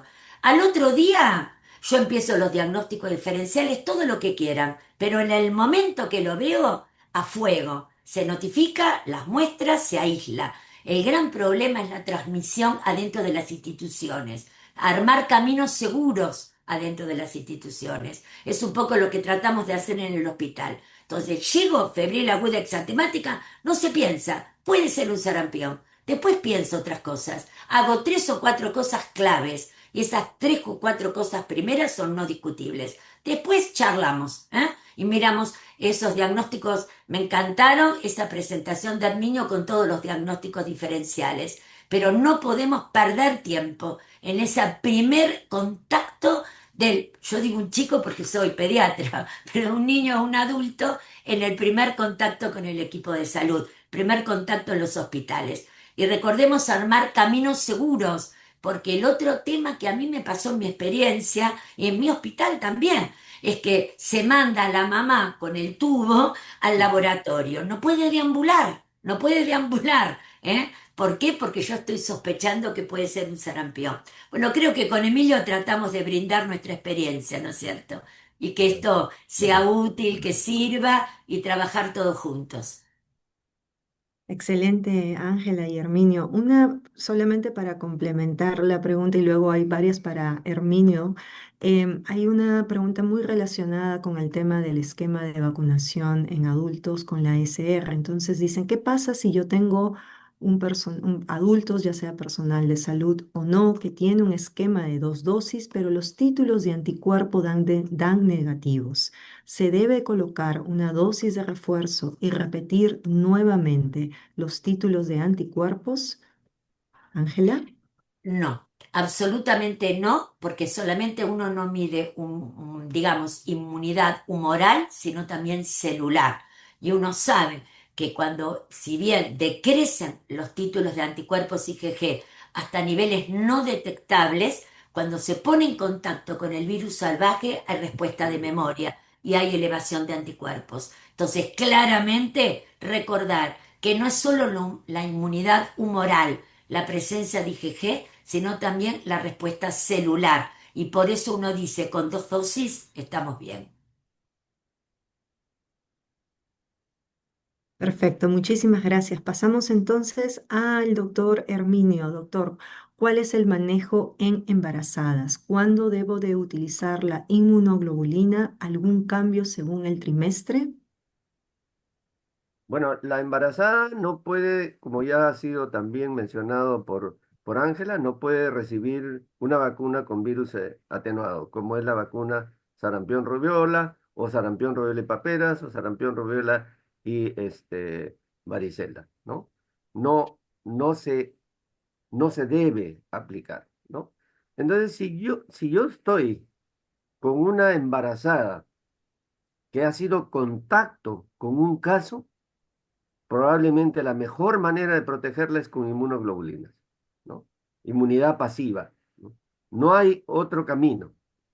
Si es que el contacto es claramente evidente, si es que el diagnóstico del caso índice está documentado, sobre todo con PCR, ¿no? Tenemos que proteger esa embarazada, porque esa embarazada, como mostré, hay varios estudios, hay un metaanálisis que reúne 29 estudios con más de 400 mujeres embarazadas, ¿no? Con una letalidad del 5%. La letalidad habitual es alrededor del 1%, en países desarrollados es menos que el 1%, entonces una letalidad de 5% es sumamente alta. Complicaciones más frecuentes para ella y complicaciones para el futuro bebé, prematuridad, incluso aborto. Entonces hay que necesariamente proteger a la mujer embarazada. Ujú.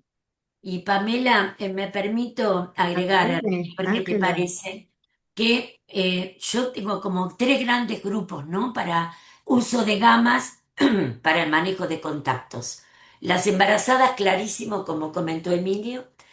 Tenemos acá en el hospital muchas veces pacientes inmunocomprometidos, en los cuales no le puedo dar tampoco vacuna cuando son contactos estrechos y uno los debe proteger. Nos pasó en el último brote, por ejemplo, en el que también presentó Álvaro esos 35 casos o bien incluso en brotes previos. Uno cuando tiene un inmunocomprometido tampoco en el manejo de contacto cuando son estrechos le va a poder dar, no puede bloquear con vacuna. Entonces le tiene que dar una gama globulina. Y la tercera situación es menor de 6 meses, porque entre 6 y 12 yo le puedo dar una vacuna doble viral, pero no puedo en el menor de 6 meses, porque sabemos que ahí tenemos los anticuerpos maternos, pero tampoco sabemos cuánto van a bloquear. Entonces sería otro grupo que también preocupa, ¿no? Entonces yo creo que los países tengan una dotación de gamas globulinas para situaciones muy puntuales, uno sabe que precisamente son puntuales porque uno no hace campaña de gamma globulina,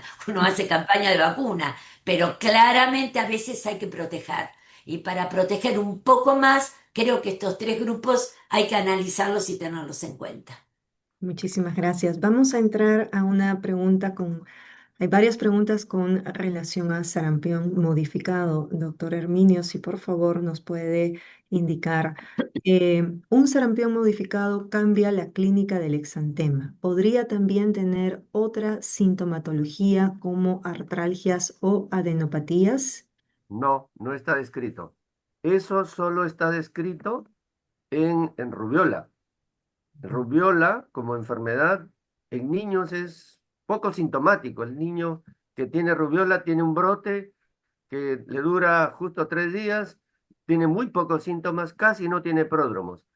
Pero las mujeres o las damas o las adolescentes pueden tener rubiola y tener manifestaciones articulares. No está descrito, que yo recuerde, manifestaciones articulares por sarampión, y menos en sarampión modificado. No sé si Ángela quieras tú adicionar, ¿no? Muy completa esa respuesta y es así. Listo. Una pregunta de seguimiento sobre sarampión modificado, doctor Herminio, si hay alguna incidencia de sarampión modificado que haya sido documentada en brotes de sarampión. Ah, perfecto. Ujú. A ver, yo tengo mi propia percepción de lo que estaba ocurriendo acá en el país. Lo que está ocurriendo acá en el país ya son como 50 casos, pero que digamos, se han disparado en este mes de abril. Esto está ocurriendo la gran mayoría de casos son en la región de Puno, específicamente en Sandia y en otra provincia de Puno.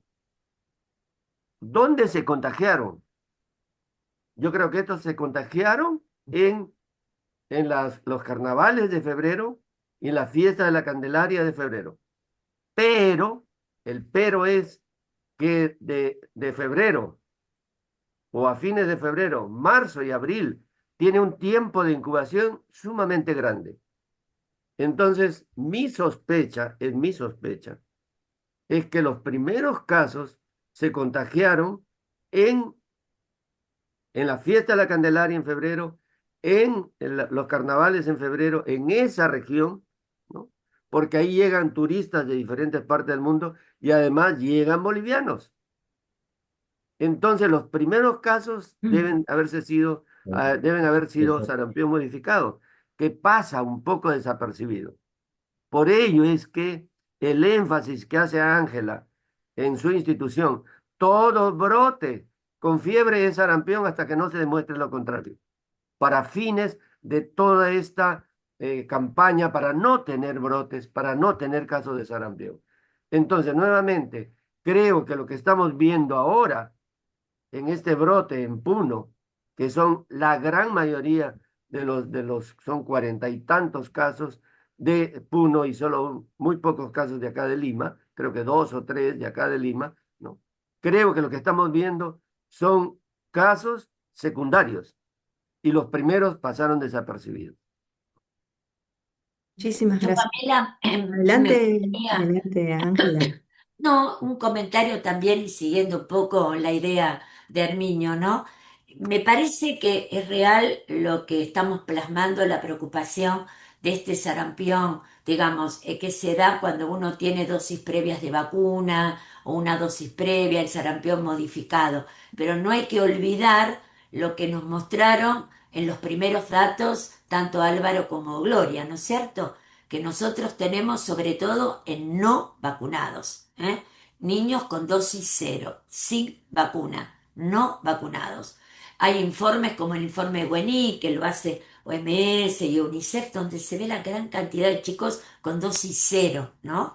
Digamos, y lo mostraron muy bien OPS en la región. Entonces, el gran tema es las coberturas de vacunación y los no vacunados.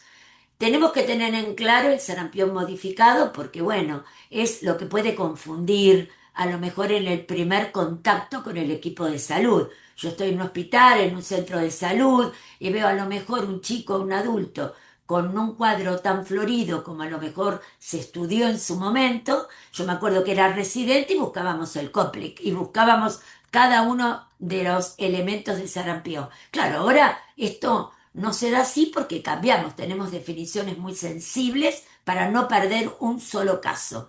Entonces, claramente pasa que a veces estos sarampiones modificados se pueden dar, por eso hay que analizarlos y Emilio los planteó perfecto, pero sin olvidar que tenemos sarampiones no vacunados, que las coberturas son bajas, que tenemos que trabajar en tener coberturas altas, que sean homogéneas, porque hay lugares en un mismo país con coberturas muy bajas y otras mejores. Y el otro punto que yo siempre marco es el chico que permanece en situación de riesgo, porque uno tiene que vacunar al año y de acuerdo a lo que dice cada país, 15 meses, 18 meses, varía.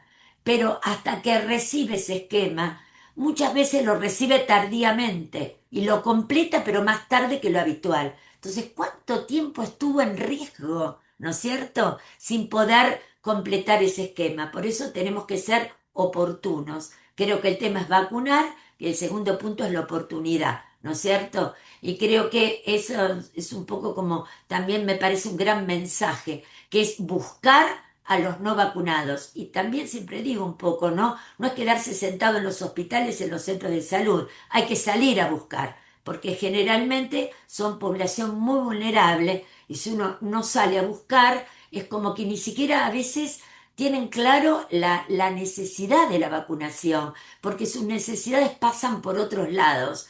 Es población de mucho riesgo, donde a lo mejor la comida diaria, muchos chicos, situación de mucha vulnerabilidad. Entonces hay que salir a buscar, porque si uno se queda en su institución, esas familias no llegan.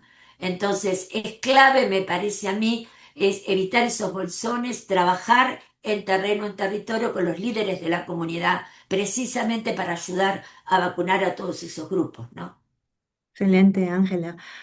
Vamos a cerrar el tema de sarampión modificado porque hay otras preguntas para también los expertos. La voy a invitar a la doctora Gloria Rey. Hay varias preguntas que se han relacionado con el diagnóstico, las pruebas de diagnóstico en laboratorio para poder, digamos, identificar a un sarampión modificado. Doctora Rey, adelante, por favor.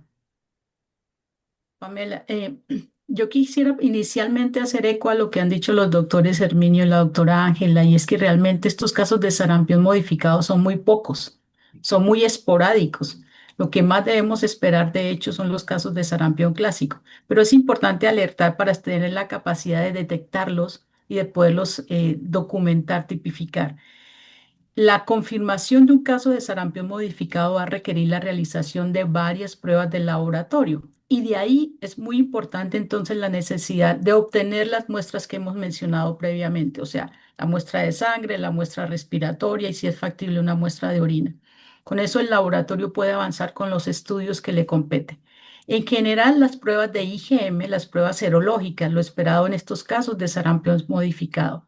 Como son casos que han tenido una inmunidad previa, es muy importante recordar, en ese sentido, la IgM puede ser positiva o negativa, porque recordemos que la IgM es un marcador de una infección reciente, es la primera respuesta que produce el sistema inmune. Sin embargo, se han documentado algunos casos de sarampión modificado que tienen una IgM positiva. Esa IgM, si se llega a detectar, generalmente es de menor intensidad y de menor duración. Pero lo que sí van a mostrar siempre estos casos de sarampión modificado es una respuesta de IgG. O sea, en muestras incluso muy tempranas ya tienen una IgG y esa IgG generalmente tiene una alta concentración. Por lo que ya también se ha discutido aquí, ¿no? Porque prácticamente se sucede un estímulo inmunológico y en ese sentido los anticuerpos IgG se elevan rápidamente. Lo que es muy relevante, digamos, para terminar de documentar esto es hacer pruebas moleculares, es documentar la presencia del virus y en ese caso una prueba de PCR debe ser positiva y idealmente o deseable también poder hacer secuenciación para tener la documentación de genotipo. Pero si no está requerido, digamos, eventualmente uno podría hacer una buena tipificación con pruebas de IgM, IgG y PCR.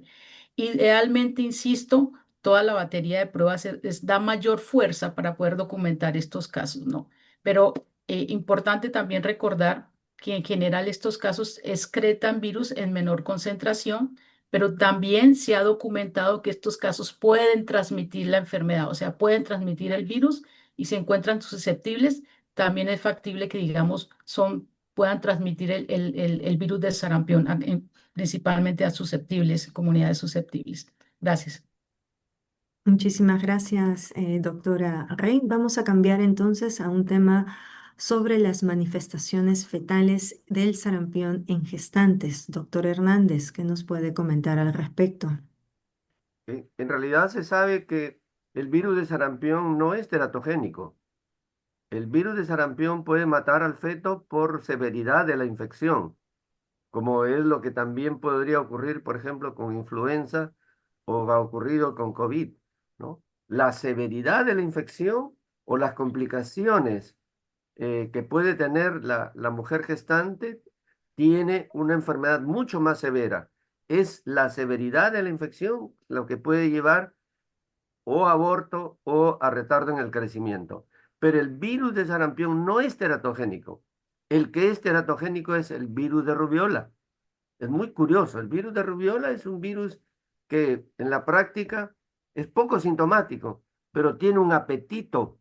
Yo lo señalo así, tiene un apetito, una voracidad por el tejido embrionario. Rompe el material genético en diferentes células, ¿no? Ya sea el sistema nervioso central, oculares, cardíacas, que lleva al síndrome de rubiola congénita. Pero nadie ha descrito manifestaciones fetales por el virus de sarampión, ¿no? Sí.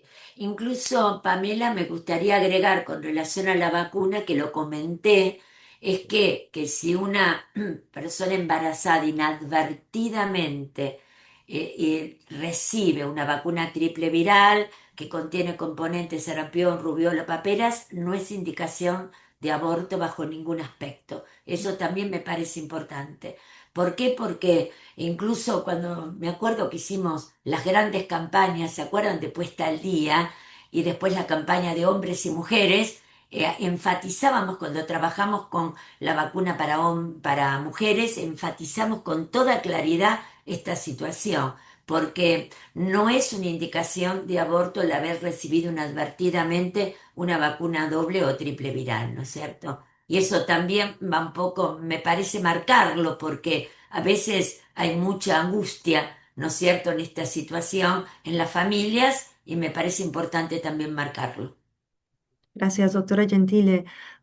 Como presentó Álvaro, tenemos casos de sarampión en personas adultas. Entonces, varias preguntas guardan relación con el límite de la aplicación de la vacuna SRP o SR en población adulta. Si, por ejemplo, se debe de vacunar a personas de 60, 62, 65, 58 años. ¿Qué nos puede comentar al respecto, doctora Gentile? Bueno, no tenemos ninguna contraindicación. Si una persona de 60 años, 55 años no recibió vacuna nunca, triple viral o doble viral, se podría vacunar. Lo que pasa que algunas reflexiones, ¿no?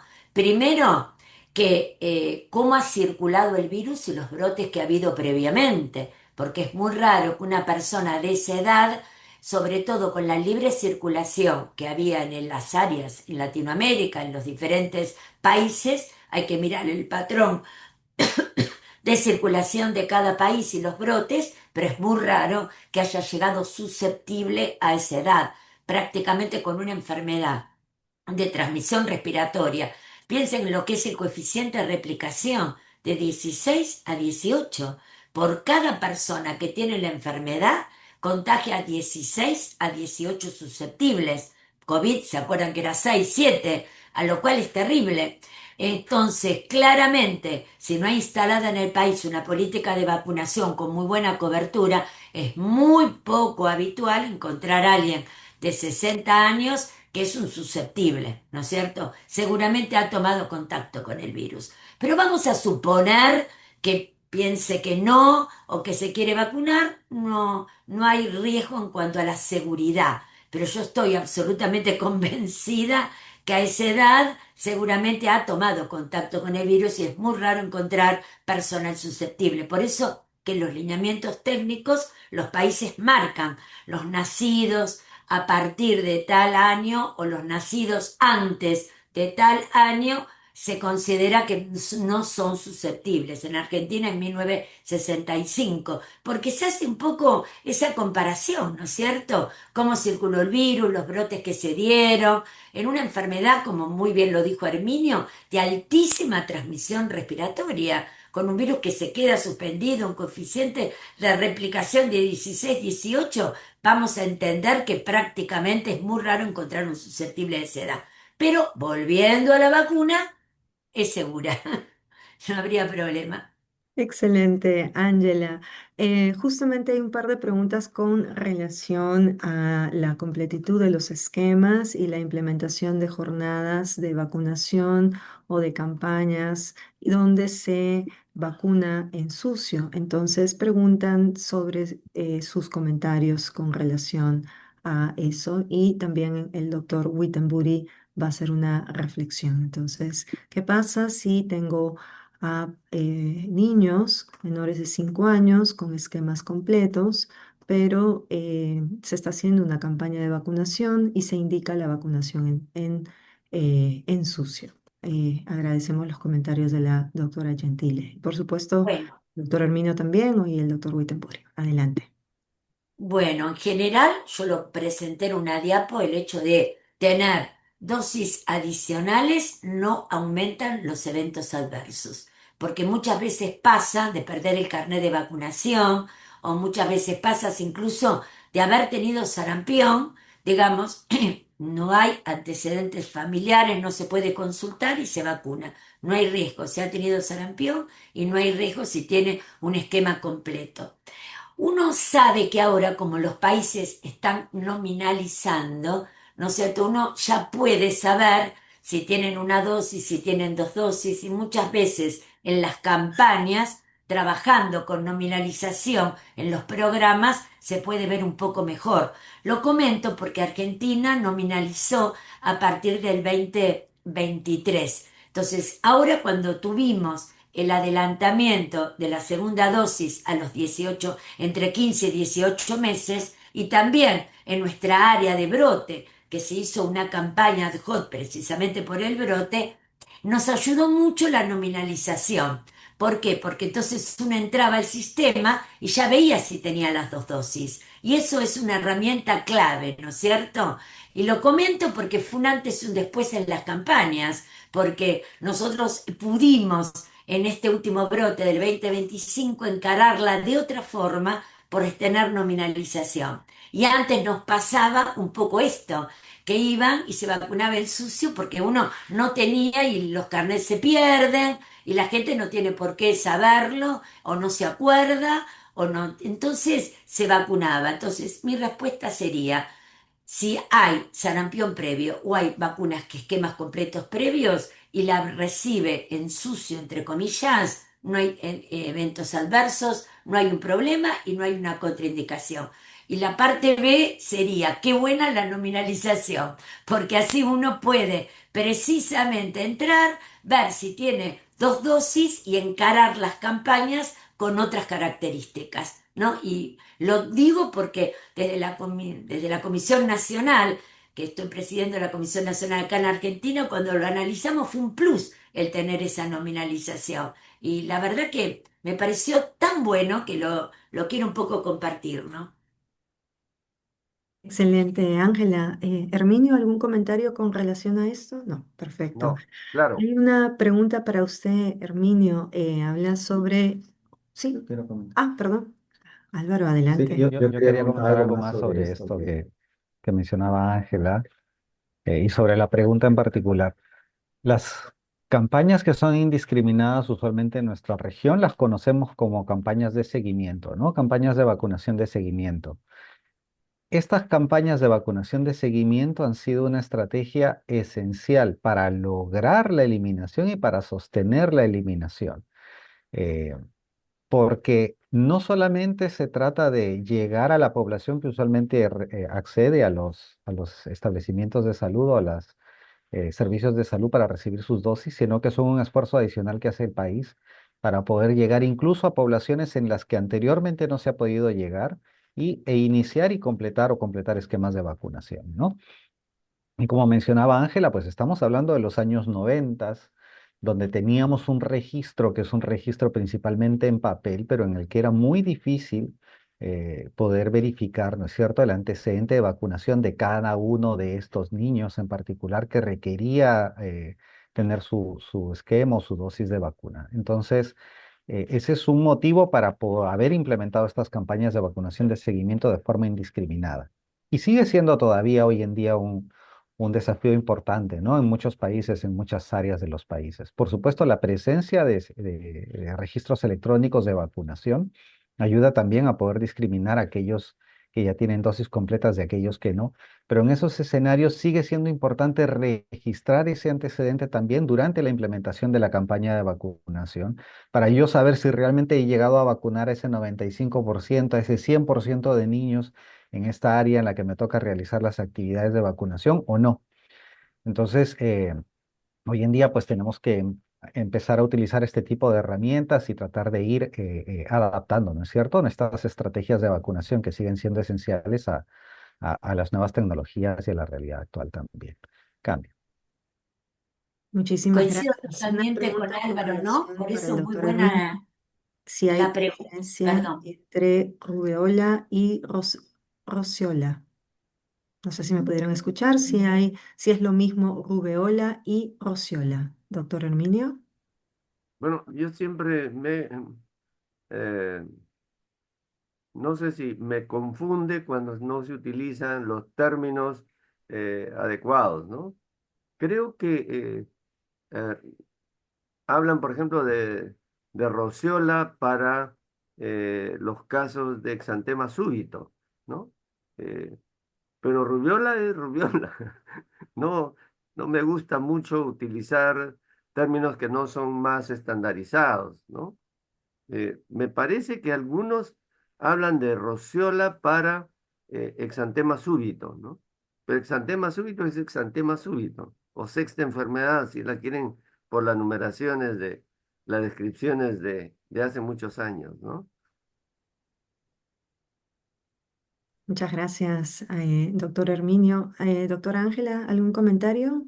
No, solamente después de lo que dijo Álvaro, que me pareció excelente, es marcar que si se reciben dosis adicionales son seguras. Ese es el gran concepto que hay que tener claro. Y después, por supuesto, están todas las estrategias, pero la seguridad de la vacuna, creo que hablamos bastante en la charla, ¿no es cierto? Y la tranquilidad de la seguridad de la vacuna, independientemente del número de dosis o independientemente también del tipo de cepa que se está usando, podemos tener tranquilidad que son vacunas seguras y efectivas y que la podemos usar con toda tranquilidad. Y este es el gran mensaje que me parece que tiene que quedar también. Excelente. Bueno, creo que estamos llegando al término de nuestro webinario. Nos hemos excedido en 30 minutos y me parece que hemos tratado de contestar todas las preguntas, pero de todas maneras las vamos a seguir contestando a través de este chat y colgarlas en la página web del evento. Así que muchísimas gracias a nuestros panelistas, a la doctora Gentile, al doctor Herminio, a Álvaro, a Gloria y por supuesto a nuestro gerente, el doctor Daniel Salas. No sé si Daniel usted desea dar algunas palabras de cierre de este webinario y nuevamente recordarles que en la página del evento vamos a estar colgando la grabación completa del mismo junto con las presentaciones y algunas preguntas y respuestas que se han dado en este espacio. Daniel, por favor, si es que estás con nosotros. Sí, muchísimas gracias, Pamela, y muchísimas gracias a toda a Ángela, a Herminio y obviamente a Álvaro, Gloria y todos los que estuvieron participando activamente porque estuvo muy dinámico, muchas preguntas muy interesantes y por dicha creo que pudimos abarcarlas prácticamente todas, pero claro que ahí queda la grabación y todavía si tienen preguntas adicionales pues pueden escribir también al correo de OPS, ahí con mucho gusto trataremos de evacuarlas todas, siempre sabiendo que ahí tenemos todas las guías y los cursos que tenemos disponibles para preparar mejor cualquier respuesta y prevención ante los brotes de sarampión. Entonces, muchas gracias y que tengan una muy buena tarde a todos los que estuvieron participando. Adelante. Listo, muchísimas gracias y estamos cerrando la sesión. Que tengan una buena tarde a todos. Buenas tardes, Buenas tardes, adiós, gusto. hasta luego. Chao, Ángela. Chao. Chao, Herminio, adiós, un Chao, saludo para Carlos, todos. Álvaro, Pame. Hasta Muy buena luego, semana, que muchas estén muy gracias. bien. Salas.